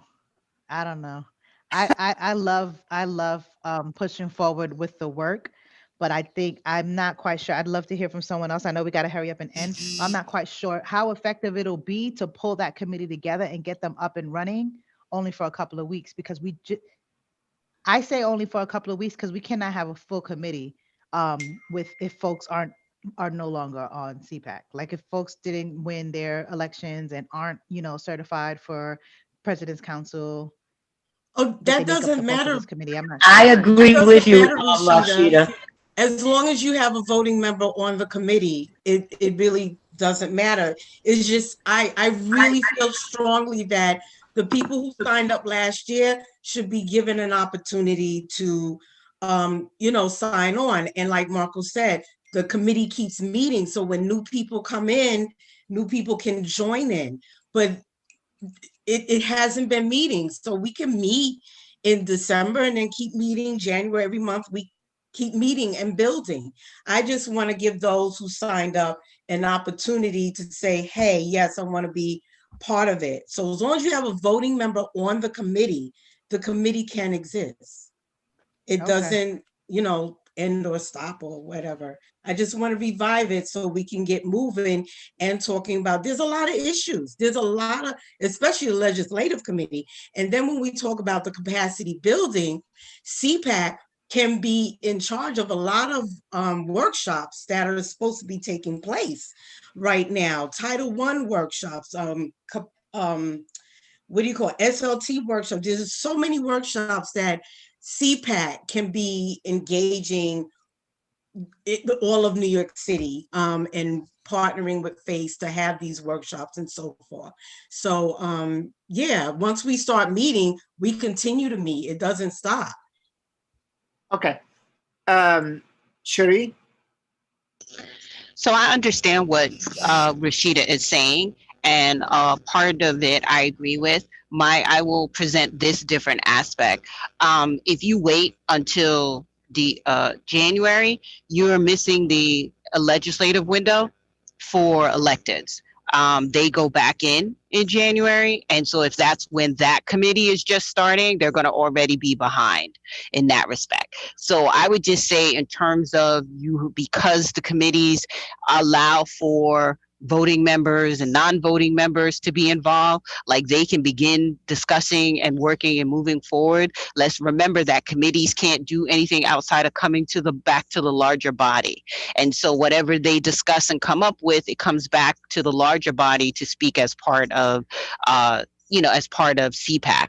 So even if they come with something that the whole full CPAC doesn't agree to, then that could stop. But I think in an opportunity of taking people's ability to get involved now that have an interest, that want to begin doing the work, because it's not just a couple of months, it's weeks, several weeks that we have, and we got to remember there's a break in there and stuff, and during that break that can be a lot of idea generation and brainstorming. Nothing has to move forward yet, but you can get to talking and making a plan, especially on the legislative side. You can begin getting ideas of what you want that becomes a part of what we make happen for January. So that's my 5 cents. Cool. Thank you, Cherie. Cecilia? I put them all in my chat. Okay. Sorry, did you guys call me? No, we were calling Cecilia from Brooklyn High Schools. Oh, sorry. All right, guys. I think we are done with our meeting. Granted, we knew that this meeting was going to last longer, and in fact it did. But I think we can now adjourn it, and we'll be working over the weekend, and you'll get a link share with. We need a motion to adjourn the meeting. Move to adjourn. District 2 seconds. I second it. Sorry. Yes. Right. Okay. Now that the meeting's adjourned, I don't know Donalda Chumney. You all know Donalda Chumney? That's the District 2 Superintendent, Donalda Chumney. Okay. Oh, you know she left, right? Yes, no, yes. I'm a little informed. I may not know a lot of stuff, but no, that I knew about, yes. Okay. All right. Marco, All right. you need to stop the recording. Oh, sorry. Oh. Thank you all. Thank you. Thank